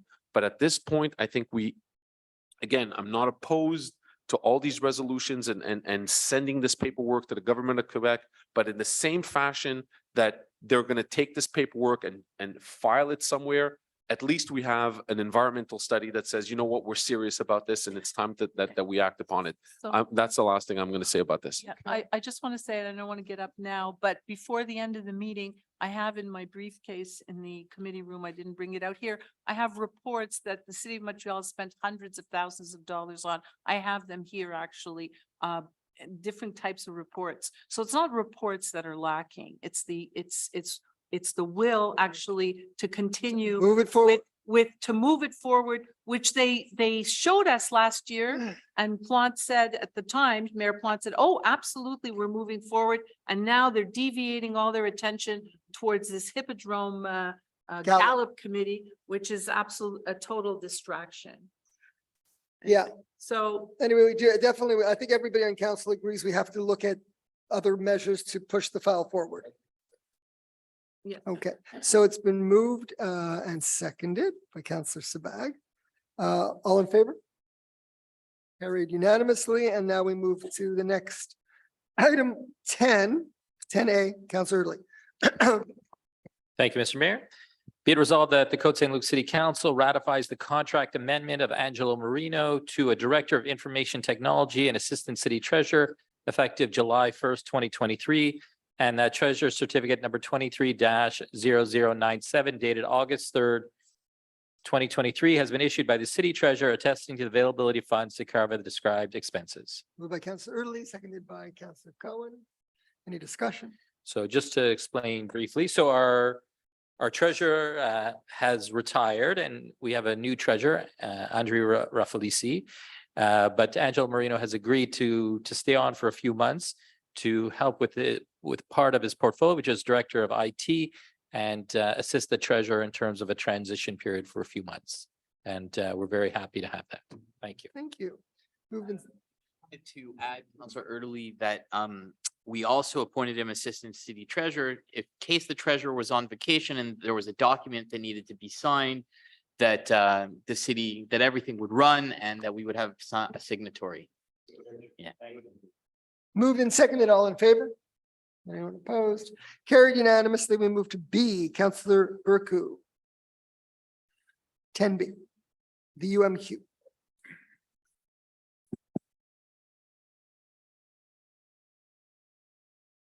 Page 232. Wait. I have it as 232. No.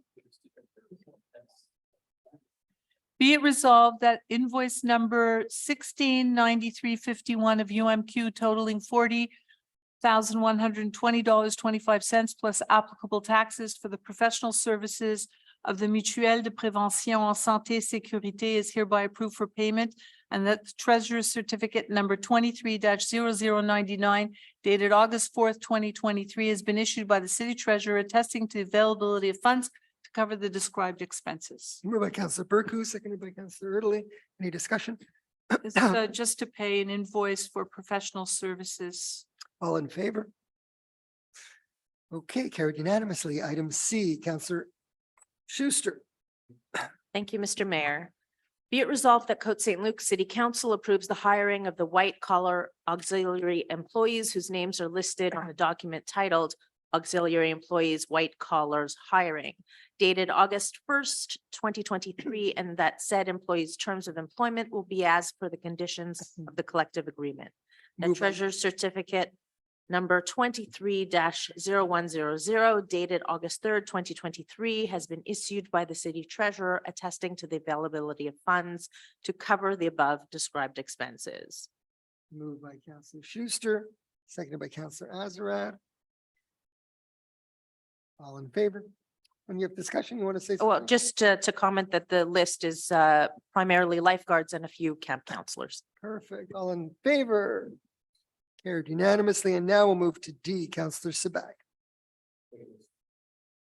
Thank you, Mr. Mayor. Be it resolved that the city of Côte Saint-Luc ratifies the promotion of Victoria Sant Human Resources Technician effective June 19th, 2023, that the treasurer certificate number 230098 dated August 3rd, 2023 has been issued by the city treasurer attesting to the availability of funds to cover the above described expense. Moved by Counselor Sabag, seconded by Counselor Schuster. Any discussion? All in favor? Carried unanimously. And now we move to E, Counselor Azarad. Thank you, Mr. Mayor. Be it resolved that the Côte Saint-Luc City Council ratifies the promotion of Alicia Lotico to Junior Human Resource Advisor effective June 19th, 2023. That the treasurer's certificate number 23-0108 dated August 8th, 2023 has been issued by the city treasurer attesting to the availability of funds to cover the above described expenses. Moved by Counselor Azarad, seconded by Counselor Sabag. Any discussion? Self-explanatory. All in favor? All in favor? Carried unanimously. And now we move to legal services. Counselor Burku, item 11A.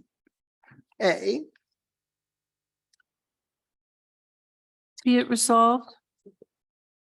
I'm there. Je vais lire en français. Que le 10 novembre 2022, le réclamant a formulé une réclamation contre la ville de Côte-Saint-Luc concernant des dommages allégués liés à une chute de son épouse dans un nid de poule survenu le 5 novembre 2022 à l'intersection des boulevards Kildare et Cavendish. Il est résolu que le préambule de la présente résolution fait partie intégrante de celle-ci, comme si elle était longuement citée après, que le conseil municipal de Côte-Saint-Luc autorise par la présente le règlement de la réclamation subventionnée pour un montant de 7 500 $, taxes incluses, et de 420 42 frais médicaux de la RAMQ, par l'entremise de l'expert en sinistre Courrier et associé, que la directrice des services juridiques et greffière de la ville soit par la présente autorisée à approuver et à signer tout document donnant effet à ce qui précède. Proposé par le conseiller Burku, appuyé par le conseiller Erdely. Est-ce qu'il y a des discussions? Non. Tout le monde en faveur? Appuyé unanimement et on va aller maintenant au numéro 12. Councillor Cohen. Yes, Mr. Mayor, I so move that the Côte Saint-Luc City Council hereby renews the contract with Salesforce.com Canada Corporation for a case management system and CRM software for an amount of $48,984 plus applicable taxes for the period between July 15th, 2023 and July 14th, 2024. The treasurer's certificate number TC 230101 dated August 7th, 2023 has been issued by the city treasurer attesting to the availability of funds to cover the described expense. Moved by Councillor Cohen, seconded by Councillor Schuster. Any discussion? Yes, Mr. Mayor, of course, this is a software program that will unify all incoming requests in one digital location. It will allow us to collect and organize customer service interactions that occur on any of our channels, be it email, Facebook, Messenger, in person. It's 95% complete, so we should be able to announce this soon. It's going to make a world of difference. And for the people who go on CSL Ideas, which is supposed to be about ideas, but turns out to be people going on and complaining about things, they're going to be able to use this program. They're not gonna have to call people, city council, everyone's gonna be in the loop. So this is gonna be a game changer for us when it's in effect, and it should be in effect pretty soon if we're 95% there. Kudos to Darrell Levine, who's worked very hard on this for about 2 years. Thank you. Thank you, Councillor Cohen. So it's been moved and seconded. All in favor? Carried unanimously. And now we go to item 13, which is a notice of motion and tabling by Councillor Sabac. Page 307.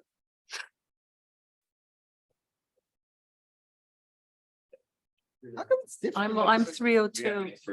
Oh my God. I'm- It works for me. I'm I'm 307. I'm 302. I don't I'm know. still at the, No. no, I'm not.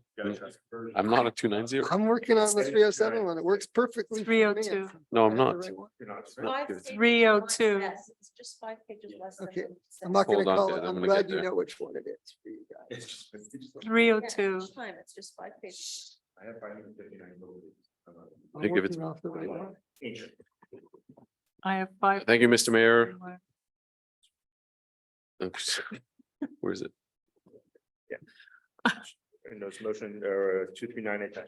I'd like to Yeah. give notion of, a notice of motion that the draft bylaw 2398-6 to be entitled bylaw 2396, amending bylaw 2398 to regulate parking and public safety will be presented to a later meeting for adoption. Okay, thank you. And tabling of the draft bylaw. On the object. Oh. I also would like to mention the object and scope of the draft bylaw 23986 to be entitled the bylaw 23986, amending bylaw 2398 to regulate parking and public safety. And table- I'd like to table that bylaw 2398-6 as well. Well done and done. And now we go to item 14. Councillor Azarad.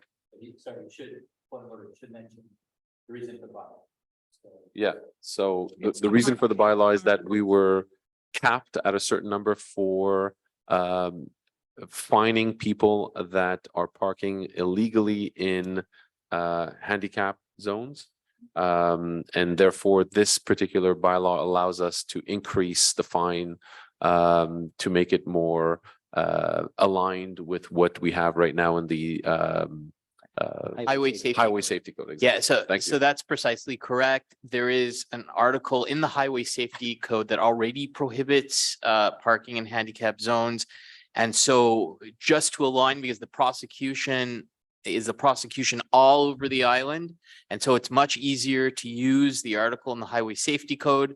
The fine in the highway safety code, as Councillor Sabac correctly pointed out, is accurate and up to date. And it's a bylaw that we regularly enforce on our territory, and we would just like to use the highway safety code for ease of reference and to be consistent with the most updated fine on that subject. Thank you. So that's all in the record and we will move on to item 14. Councillor Azarad. Merci, Monsieur le maire. Est résolu que à la suite de l'appel d'offres C02-2328, le conseil municipal de la ville de Côte Saint-Luc, par les présents, octroie 3 contrats de services de déneigement pour la catégorie 1, artère principale, la catégorie 2, artère secondaire et la catégorie 3, secteur tertiaire, à les entreprises Canbec incorporées pour la période initiale de 3 saisons hivernales, à savoir 2023 au 2024, 2024 au 2025, 2025 au 2026, pour un volume de base garanti de 160 cm de neige par saison hivernale, plus une quantité non garantie de 79 cm pour un maximum de 239 cm de neige par saison hivernale, que le prix total maximal pour la période initiale pour un maximum de 239 cm de neige par saison hivernale sera catégorie 1 artère principale pour l'année 2023-2024, 788 010 $ plus taxes applicables. 2024-2025, 795 769 plus taxes applicables. 2025-2026, 780 3767 plus les taxes applicables pour un total de 2 887 546 plus les taxes applicables. Catégorie 2, artère secondaire, 2023, 2024, 387 926 plus taxes applicables. 2024, 2025, 391 845 plus les taxes applicables. 2025, 2026, 395 764 plus les taxes applicables. Total catégorie 2, 1 175 535 plus les taxes applicables. Catégorie 3, secteur tertiaire, 2023-2024, 242 034 $ plus les taxes applicables. 2024-2025, 244 434 plus les taxes applicables. 2025-2026, 246 913 plus les taxes applicables. Total catégorie 3, 733 881 plus les taxes applicables. Que de plus, la ville pourra prévoir un montant correspondant à 10% de plus des taxes applicables dans l'éventualité que la quantité de neige réelle par saison hivernale sera plus grande que 239 cm, les dits montants devant d'abord être approuvés conformément aux procédures de changement d'ordre de la ville, que le trésorier de la ville a émis des certificats de trésorerie numéro TC 23-0107, TC 23-0106 et TC 23-0105 le 7 août 2023, attestant la disponibilité des fonds pour couvrir la portion 2023 des dépenses pour la saison hivernale 2023-2024. Que pour la saison 2024, de la saison hivernale 2023 et 2024 à 2024, et pour chaque saison hivernale subséquente de la période initiale. Le service des travaux publics de la ville devra se procurer un certificat de trésorier pour attester la disponibilité des fonds en temps voulu pour couvrir les dépenses pertinentes. Que la ville, par les présentes, réserve ses droits quand aux deux saisons hivernales optionnelles 2026, 2027 et 2027, 2028 qu'elle pourra choisir d'exercer ou non à une date ultérieure. Proposé par le conseiller Azarad, appuyé par le conseiller Sebag. Est-ce qu'il y a des discussions? So I'm just going to give a bit of background on that. So the snow removal contract expired and then we needed to be renewed. So just like the last one was a 3-year contract with a 2-year option, this one is the same. There was definitely an increase, as you can see. We did take advantage of locking in for 5 years. Last time there was a major fuel hike 2 years ago. So we didn't get affected by that fuel hike because we'd locked in. So we're getting the same situation. We're locking in for 5 years. So obviously it's going to be a little bit more expensive, especially in the first year. Moved and seconded, all in favor? Anyone opposed? Carried unanimously, and we move on to item B. Councillor Sebag.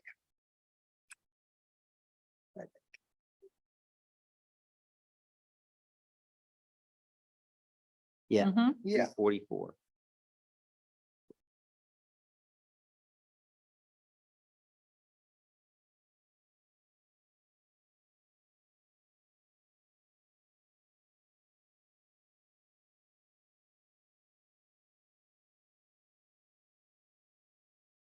I'm at 339. Maybe it works for you. I'm not gonna call numbers anymore. I'm not calling numbers. I could be wrong. Good luck and find it. 15, 12 wheelers. 15, 12 wheelers on page number something. 15, 12 wheelers. 339. For me, it's 344. Try that one. Yeah. Might have to do better next time. Thank you, Mr. Mayor. Be it resolved that the city of Côte Saint-Luc awards a contract for the rental between 1 and 15 12-wheelers with the operators pour les entreprises Marc Legault, the sole conforming bidder to the initial term of 3 years. Wait, lost it.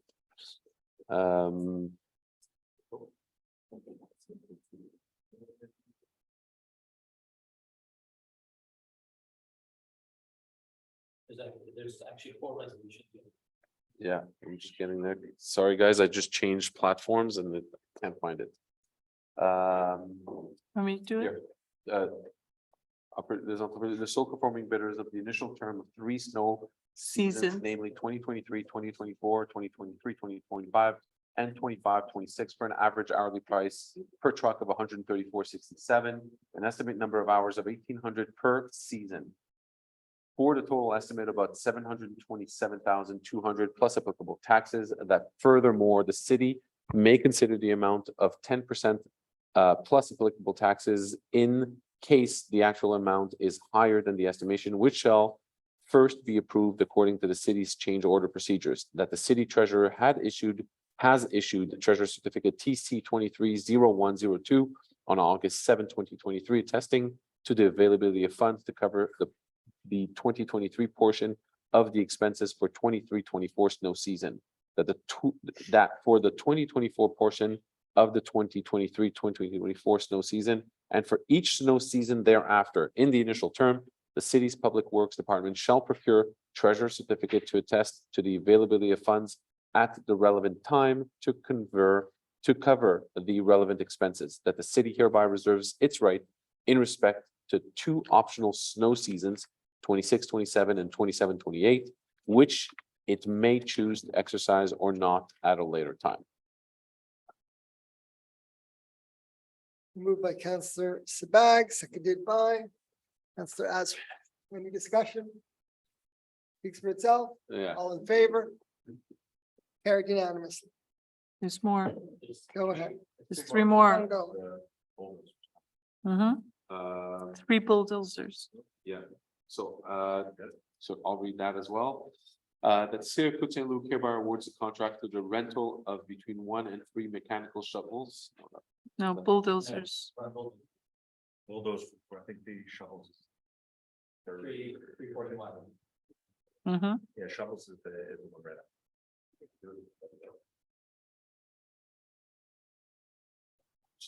I think it's like 2 pages earlier, 3 pages. I don't have the right page. Okay, so shall I do it?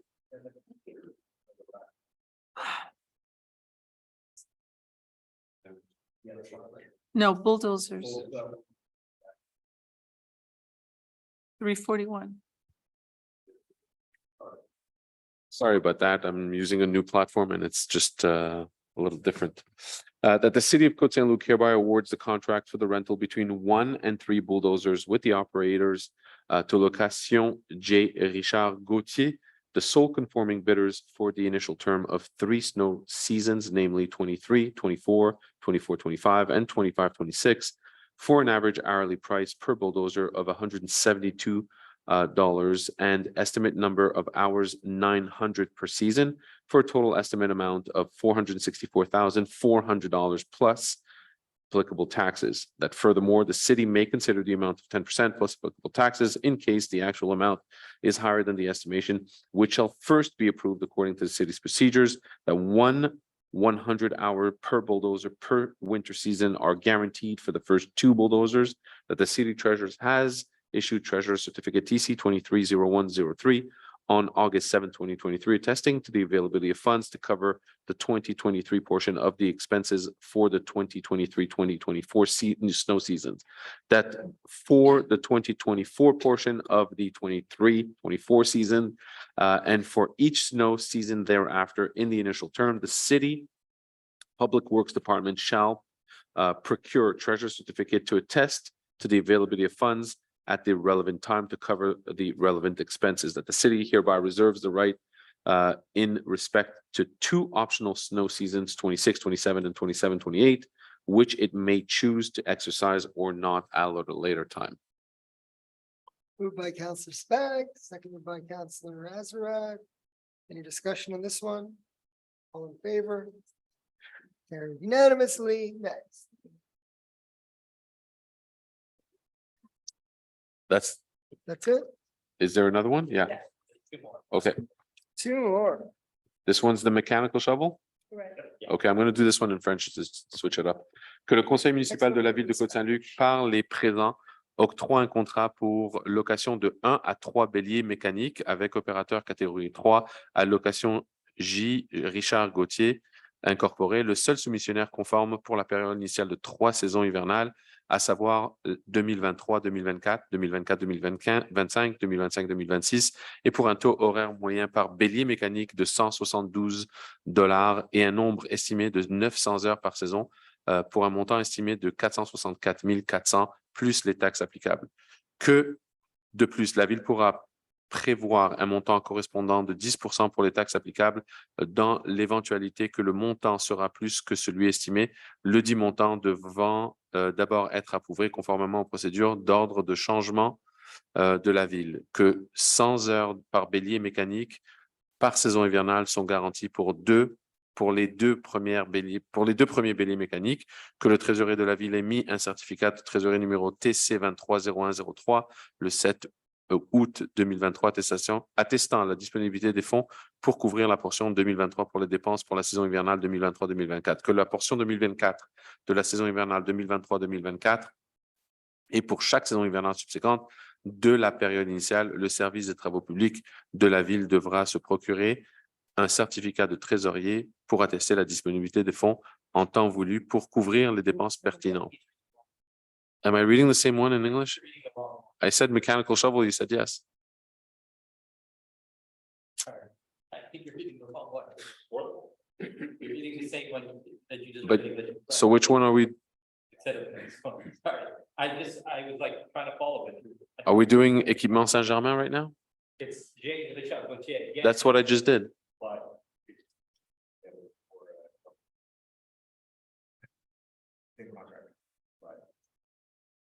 So Yeah, because I was trying to follow it. so mechanical shovels is what I'm doing right now? Sorry, this is mechanical shovel. Bulldozers I did. Now we're doing mechanical shovels. I think you did bulldozer. Okay, so now I do mechanical shovels. Okay, perfect. That the city of Côte Saint-Luc hereby awards the contract to the renter between 1 and 3 mechanical shovels with operator to Location G. Richard Gauthier in the sole conforming bidder for the initial term of 3 snow seasons, namely 23-24, 24-25, 25-26, for an average hourly price per mechanical shovel of $186.44. And the estimate number of hours is of 600 per season for a total estimated amount of $335,598 plus applicable taxes. That furthermore, the city may consider the amount of 10% plus applicable taxes in case the actual amount is higher than the estimation. Which shall first be approved according to the city's procedure, that the city treasurer has issued treasurer certificate TC 230104 on August 7, 2023, attesting to the availability of funds to cover the 2023 portion of the expenses for the 2023-2024 snow season. That for the 2024 portion of the 23-24 snow season and each snow season thereafter, the initial term of the city's Public Works Department shall procure treasurer certificate to attest the availability of funds at the relevant time to cover the relevant expenses. That the city hereby reserves the right to in respect to the 2 optional snow season, 26-27, 27-28, which it may choose to exercise or not at a later time. Moved by Councillor Sly, seconded by Councillor Azarad. Any discussion? All in favor? Carried unanimously. There's one more? There's the case, right? Yeah. Yeah. Last one. I think it's the graders and that's all. It's short. Yeah. Thank you, Mr. Mayor. That the city of Côte Saint-Luc hereby awards a contract at Équipement Saint-Germain for the rental of 2 graders for a period of 3 months starting January 1st, 2024, for the total amount of $84,740 plus applicable taxes, that the treasurer's certificate will be issued by the city treasurer in January 2024 to attest the availability of funds to cover the described expenses. Okay, moved by Councillor Sabag, seconded by Councillor Azarad. No discussion, all in favor? Carried unanimously. All these items, how many more items? Okay, purchasing and general counsel. Item 15, Councillor Schuster. Thank you, Mr. Mayor. Be it resolved that the City of Côte Saint-Luc Council hereby approves and adopts the lease agreement between the city as lessor and Mr. Phil Forlini as lessee, commencing on August 1st, 2023 and expiring on July 31st, 2024. That the lease agreement can be renewed for an additional period of 2 years at the discretion of the city, that the city's general counsel is hereby authorized to sign the aforementioned lease agreement on the city's behalf. Moved by Counselor Schuster, seconded by Counselor Gajowski. Any discussion? We're going to have some new casse-croûtes at the arena. Yay. All in favor of the canteen? Carried unanimously. And now we move on to 15B. Counselor Erdely. Thank you, Mr. Mayor. Be it resolved that Côte Saint-Luc City Council hereby appoints the law firm Gray Casgrain, SENC, to represent the city of Côte Saint-Luc in its application before the Superior Court to contest certain provisions of Law 96, which affect the rights and obligations of bilingual municipalities. That the mayor be hereby authorized to sign the mandate with the law firm Gray Casgrain, SENC, to allow them to represent the city in the above mentioned proceedings. That the city of Côte Saint-Luc commits to sharing legal fees and costs with the other co-plaintiffs on a pro rata basis based on the relative size of its population. That an expenditure not exceeding $1 per resident of the city be reserved by each of the co-plaintiff municipalities for all necessary expenses to this end to cover the application and pleadings of said proceeding before the Superior Court, and that the city of Côte Saint-Luc will receive the payment for the law firm Gray Casgrain for all legal fees from all municipalities involved in this action. Moved by Counselor Erdely, seconded by Counselor Berku. Any discussion? So thank you, Mr. Mayor. I'll just give some background. So obviously the case was filed in June, but this is just to authorize in terms of the payment, as it's now beyond the delegated authority of our staff members. And just to share, I guess, 2 more points. One, so we have done the initial filing. We're working on the next part, which is a stay. So the paperwork is still being worked on, but should be done in the next week or so. So the plan is to file in the Superior Court in early September in terms of a stay or trying to get an injunction on certain elements. We know that there's not necessarily chance we have a relatively slim chance, but we're hopeful that we'll be successful on the injunction. But we're definitely hopeful that we'll be successful in the end in terms of the Superior Court. And just to share, we're trying to keep the costs down as well at the same time for us and the other 22 municipalities involved. Thank you.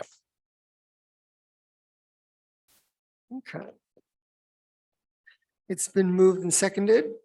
All in favor? Carried unanimous. And now we move on to item 16, Counselor Kajowski. Thank you, Mr. Mayor. One moment here.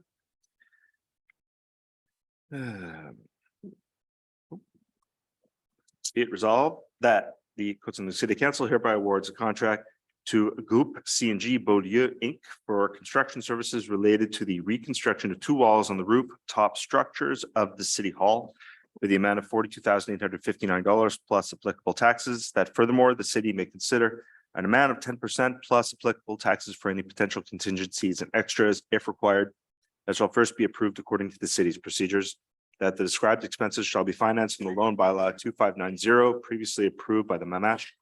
That Treasurer's Certificate number 23-0096 dated August 4th, 2023 has been issued by the city treasurer attesting to the availability of funds to cover the described expenses.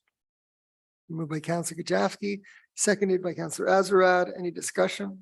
Just, it's pretty much self-explanatory. This is related to construction that will enable us to do some work on the roof of City Hall. Moved and seconded. All in favor? Carried unanimously. And now we move to item 17A, Counselor Berku. Let me put my microphone on. So, je donne avis par les présentes que le règlement 2345-3 a été à être intitulé règlement modifiant le règlement numéro 2345 régissant la démolition des bâtiments afin de le rendre conforme aux nouvelles dispositions de la loi sur l'aménagement et l'urbanisme sera présenté pour adoption. Et je mentionne l'objet et la portée du règlement 2345-3 à être intitulé règlement modifiant le règlement numéro 2345 régissant la démolition des bâtiments afin de le rendre conforme aux nouvelles dispositions de la loi sur l'aménagement et l'urbanisme. Et je spécifie que l'amendement à l'article 3 du règlement sera modifié de la façon suivante. Je vais lire en anglais. Heritage immovable refers to any immovable that has archaeological, architectural, artistic, emblematic, ethnological, historical, landscape, scientific, social, urbanistic, or technological value, in particular, a building, a structure, vestiges, or land, which is in conformity and as defined by la loi sur le patrimoine culturel RLRQ CP-9.002. So we're going to have that in en anglais et en français, and we're going to use the, ouais, c'est ça. Moved by Councillor Berku, seconded by Councillor Kajewski. Any discussion on it? Yeah, so I just want to explain that we are just doing what the government has mandated us to do in order to update our demolition bylaw and to take into account heritage buildings, which could be on our territory until such time as the inventory is prepared by the agglomeration that has a mandate to do it for all municipalities on the island, which should be no later than 2026, but that's still 3 years away.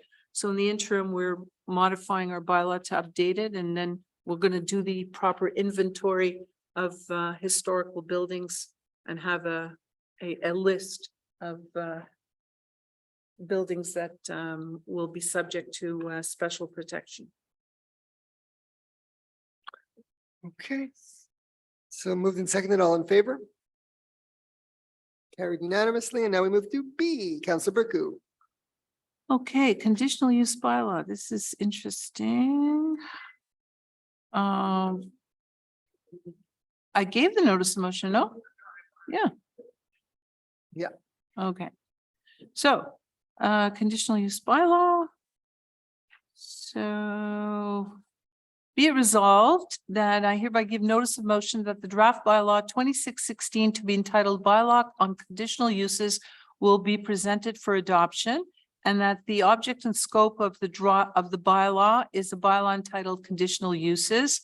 I think might want to give a little bit more explanation than that. The object of the bylaw is to include herein for further clarification that in certain zones, there will be allowed to have places of worship in residential buildings, subject to certain conditions.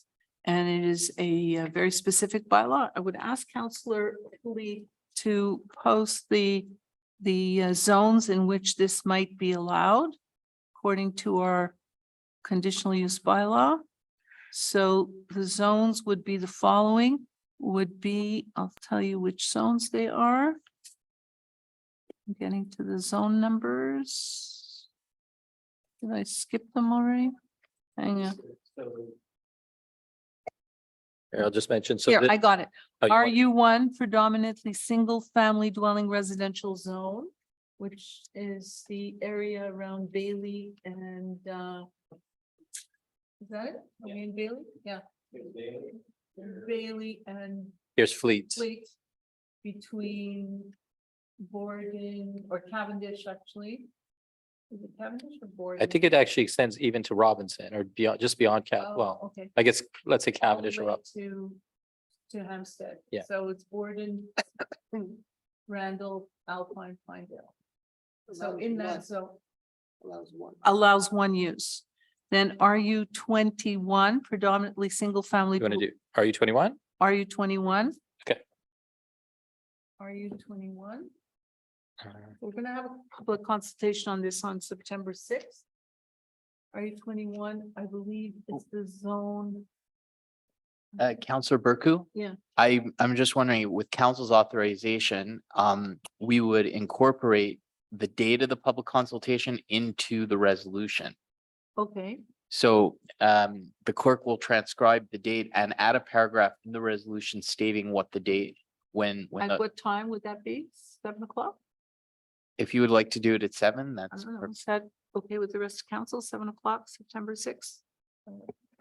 So are you 21? I'm sorry, I don't have I can't see clearly what the So streets are. if you want, I'll describe. So you have, Sure, go so you have Guelph on the south, you have Kildare on the north. You have Westminster sort of on the west and I believe, Leger. Right, okay, so that would be for Leger, So that's RU 21. and then there's, Which one do you want to do next? are you 30? RU 32?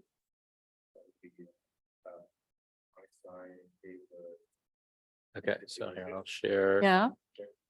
That's okay. Yeah, It's bordered by Edison, Emerson, Haywood, and Einstein. Yeah. So, that's one use there. yeah, On Einstein, and then the final one would be I think we, one including Park Haven, I which think, is RB 7. yeah, RB 7. Screen.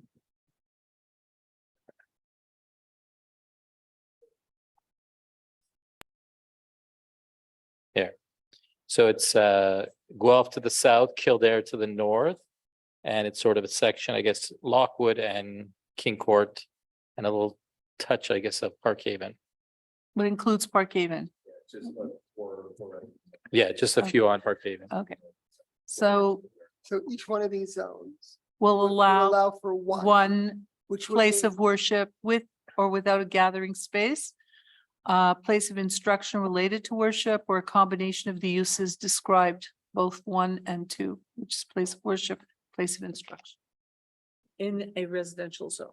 which would then, if granted, only allow the legalization of a potential existing one if there is one in those zones. And Correct. not allow for any further ones in those zones. Exactly. And would increase the religious institutions, I believe, from what now exists in our city of 17 to 21. No, No? they're already included in the They're already 17, included in the 17? Yes. Okay, they're already in the 17. Okay, not increasing to 21. fine. No, Jackie, on the 17? contrary. Okay, so that's it. Anything else? Yeah, so I don't know that it's necessary.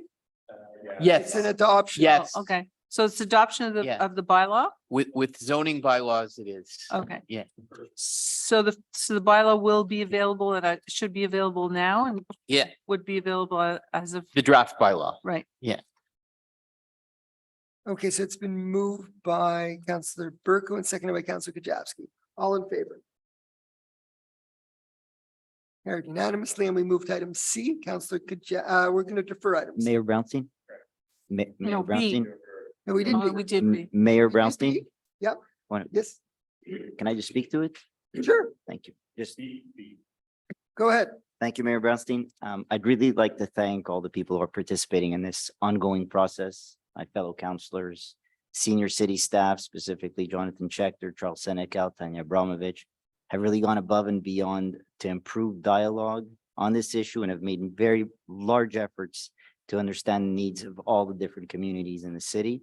I'd like to thank also the rabbis and the community leaders that have stepped up to engage and facilitate in this first step in a long process.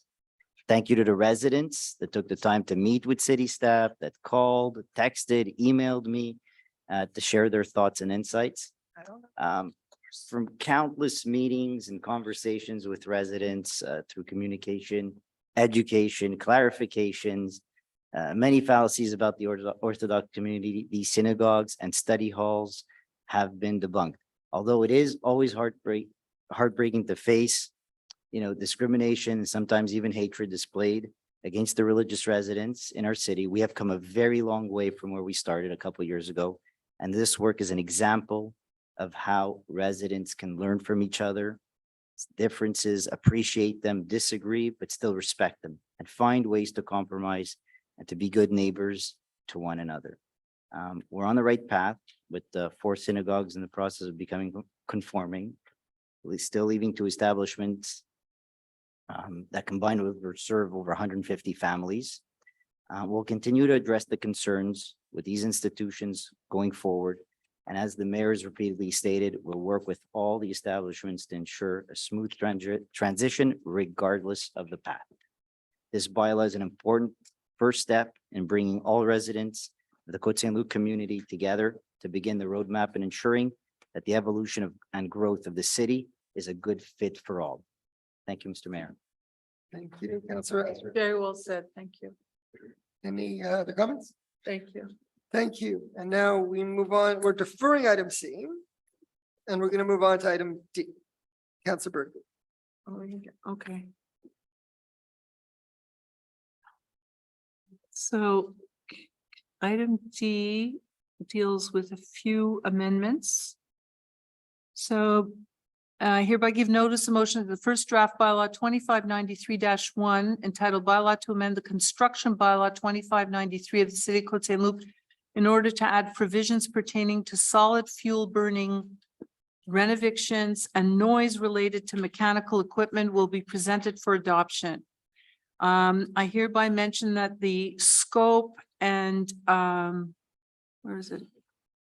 In order that the object and scope of this first draft bylaw 2593 is in order to add provisions pertaining to solid fuel burning renovictions and noise related to mechanical equipment, which is described in the present bylaw. And more specifically with regard to renovictions, I just want to clarify one point, which is that the bylaw amendment shall read prior to the issuance of a permit for major works that require evacuation. Written documentation must be provided demonstrating that affected tenants have agreed in writing to either temporarily relocate or voluntarily vacate their dwellings during the renovation work. Tenants who have agreed to temporarily relocate must have been presented with a clear expected timeline for their return. The contact information of each affected tenant must be provided. Madame Florine, je pense que vous avez bien noté. D'accord. So that the rest of the resolution stands. This was just a last minute amendment, so that's fine. And that's it. I have two very friendly amendments. The first thing is, I believe with the construction bylaw, since it's not subject to a referendum, Right. but is subject to a public consultation process, it would be entitled draft versus first draft. Okay. It's a very complex law, so I'm sorry for that technicality. And then the second thing is council does have the right to delegate the power to the city clerk in terms of the date and time of a public consultation meeting if we haven't determined one yet, and then we can discuss that matter subsequently. Okay, well, wouldn't it make sense to do it at the next council meeting? Sure. Yes, absolutely. Because that's what's written in the schedule. So then let's follow the schedule, and then if we have a date set, we can. The 11th of September. So then I would just require council's authorization to add a paragraph in the body of the resolution stating the date and time of the public consultation meeting. Okay, so that would be the 11th of September, 2023 at 7 o'clock? Or no, But we- 7:30? Yeah, we can do that one. Or 7:45 would? Yeah, quarter to 8 would be fine. Okay, 7:45. Yeah. That's fine. And worst case scenario, if there's still questions from But members, there's another consultation on September 11th as well. I think we just set one for the On 6th. on the heritage. Okay. On the heritage, on the amendment to the demolition bylaw, it's I also, believe, I'm not sure if the demolition is subject because it's just to bring us into legal compliance. Okay. That's why. fine, To September 11th, but with the time to be determined by the legal department. okay, it's fine. Can we do that? Okay, 7:45 is fine. Okay, as long as we don't overlap with the other one. No, apparently we don't have another. Yeah, we do. I understand it's complex. For the demolition bylaw, I don't believe one is required since we're just bringing ourselves into compliance with provincial law. Okay. For the construction bylaw, there's no referendum, but there is a consultation. For the zoning bylaw, there's a referendum, a consultation, and 2 drafts. Okay, Okay, all clear. so It has to be adopted, so it's moved and seconded, all in favor? Carried unanimously, and now we move to item E, but Mike's not in, so instead of Counselor Cohen, who's supposed to be here, we're gonna have somebody else who wants to do it. Item E. Who would Oh, like to that's do for it? Cavendish. Yes, go ahead, Counselor Mitch. Jackson, go. I like a good cafe. Okay. Sorry. All right.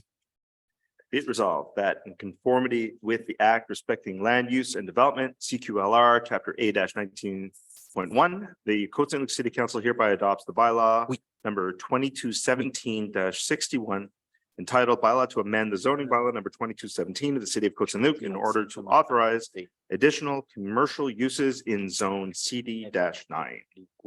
Moved by Counselor Kajowski, seconded by Counselor Schuster. Any discussion? So briefly, this is to amend the zoning of the old police station building on the corner of Cavendish and Kildare to permit additional commercial uses to really allow a cafe. I guess you can read my blog at mikecohen.ca about that. Yeah, no, it's gonna be great. We want more cafes, want more places to eat in the area, so that we certainly are in favor of this, and it'll be great for the area. Thank you. Read your blog, check your blog out. Very good, so it's been moved and seconded, all in favor, Yeah. Counselor Cohen, read his blog, just like Mitch Kajowski said, you'll hear all about it. All in favor? Carried unanimously, you missed that one, Mike, but we did it, we did it, we even told him to read your blog. It's okay, just read my blog on the subject. That's what he said, that's what he said, that's what he. Okay. Okay, and we have two finalists for the winner of the evening, Yagodinsky and Schulman. Still holding out. We'll see who wins. You're the only two. We don't count media and volunteers. We might have a few on Zoom. Okay, so now we're gonna go to 17.1. Counselor Kajowski. Thank you, Mr. Mayor. Counselor 70.1, Irving Lane. Be it resolved that the site planning and architectural integration program showing the construction of a new detached single-family dwelling on lot number 3395747 and prepared by Ariel Aran Architect for the Planning Advisory Committee meeting of July 11, 2023, be approved according to the provisions of Chapter 14 of Bylaw 2217 of the City of Côte Saint-Luc. Moved by Counselor Kajowski, seconded by Counselor Cohen. Any discussion? Do we have it up? Yeah, okay, so this is the approval of this beautiful house on Irving Layton. We agreed and PAC unanimously. This is really one of the nicer projects I personally have seen as chair of PAC. Proud to recommend it for approval, and hopefully council does the same. Okay, it's been moved and seconded. All in favor? Carried unanimously. Very nice. Now Codwell. This is Counselor Kajowski. Thank you, Mr. Mayor. Be it resolved that the site planning and architectural integration program showing facade modifications to an existing multifamily dwelling on lot 5890430 and at 5789 Caldwell and prepared by Minichucci Architect for the Planning Advisory Committee meeting of July 11, 2023, be approved according to the provisions of Chapter 14 of Bylaw 2217 of the City of Côte Saint-Luc. Moved by Counselor Kajowski, seconded by Counselor Azarad. Any discussion? So again, this facade modifications to 5789 Caldwell, the building attached to Kihila, really just to match or match as best as possible the facade of Kihila. Really just a modernization of the building as well as the entranceway, the side entrance. And environmental improvements, so insulation and so on. Moved and seconded. All in favor? Carried unanimously, and now we move to Codwell 7046 Wavell, excuse me, Wavell. Counselor Kajowski. Thank you, Mr. Mayor. Be it resolved that the site planning and architectural integration program showing facade modifications to the newly constructed rear extension to the existing semi-detached single-family dwelling on lot number 1054455 at 7046 Wavell and prepared for the Planning Advisory Committee meeting of May 9th, 2023, be approved according to the provisions of Chapter 14 of Bylaw 2217 of the City of Côte Saint-Luc. Moved by Councillor Kajewski, seconded by Councillor Azarad. Any discussion? Yeah, so this was a project that we've seen a couple of times in PAC. Bit of a split decision with regards to the as I believe minor exemption later on in the agenda. But it was by majority an approval of the color of the siding on the extension of the rear of the home. Moved and seconded, all in favor? Carried unanimously, and now we're gonna go on to 8037 Côte Saint-Luc Road, Councillor Kajewski. Thank you, Mr. Mayor. So what's that here? Right, be it resolved that the site planning and architectural integration program showing a land subdivision and construction of a new two-story detached single-family dwelling on new lot number 6468685 and prepared by Davin Architecture for the Planning Advisory Committee meeting of December 13th, 2022, be approved according to the provisions of Chapter 14 of Bylaw 2217 of the City of Côte Saint-Luc. Moved by Councillor Kajewski, seconded by Councillor Erdely. Any discussion? Again, I believe this was a unanimous approval. Yes, it was. Again, a really nice, modern looking addition to the streetscape on one of our main roads, road that many Côte Saint-Lucers and Montreal Westers drive by every day. Corner Côte Saint-Luc and Wolseley. Yeah, unanimous recommendation by PAC to approve this. Moved and seconded, all in favor? Carried unanimously, and move to the minor exemption. Councillor Kajewski, Okay, so this is minor exemption seconded by for Councillor Erdely. the 8037 Côte Saint-Luc Road property. Be it resolved that in accordance with the provisions of bylaw G 18-0005, the request for a minor exemption regarding the property located at 8037 Côte Saint-Luc Road, lot 1055012, that will be subdivided into lots 6468684 and 6468685. Being is hereby approved, the whole as more amply delineated hereunder. The request is to allow land subdivision and construction of a new two-story detached single-family dwelling on the new proposed lot 6468685, with the corner land existing semi-detached house to remain on proposed lot number 6468684, having a minimum land frontage on Wolseley Avenue of 10.64 meters instead of the minimum required frontage for a corner land for a corner piece of land. Let's go with that. 14.47 meters. With the maximum building height of 27 feet instead of the maximum allowable height of approximately 25 feet 3 inches measured from the city sidewalk as per zoning bylaw 2217, which states that the maximum authorized height of any building in the concerned zone shall be neither inferior nor superior by more than 25% in relation to the average height of the neighboring buildings located at less than 30 meters on the same side of the street. The whole notwithstanding the provisions of zoning bylaw number 2217, Annex B, Zone RU-12 and Article 14-11-4. Moved by Councillor Kajewski, seconded by Councillor Erdely. Any discussion? Just to mention, so the request for the minor exemption was discussed in PAC on December 13th, 2022. And was approved by City Council thereafter. And okay, then we're good. Yep, this is just minor exemption related to the previous approved site planning. Okay, so it's been moved and seconded. All in favor? All in favor? I think everyone's in favor, carried unanimously. And now we move to the stats at the Aglo. Councillor Sabag. On do it in French. D'établir l'orientation du conseil en vue des séances du conseil d'agglomération qui pourraient être tenues en septembre 2023, comme su autoriser le maire ou son représentant dûment autorisé à prendre toutes les décisions qu'il jugera appropriées sur le dossier inscrit à l'ordre du jour des séances du conseil d'agglomération devant se tenir en septembre 2023 en fonction de l'information présentée lors de cette réunion, et ce, dans le meilleur intérêt de la ville de Côte Saint-Luc et ses résidents. Spelling mistake at resident. C'est résident ENT. Moved by Councillor Sabag, seconded by Councillor Azarad. All in favor? Carried unanimously. Any other business? Second question period. Do we have any questions? Thank goodness.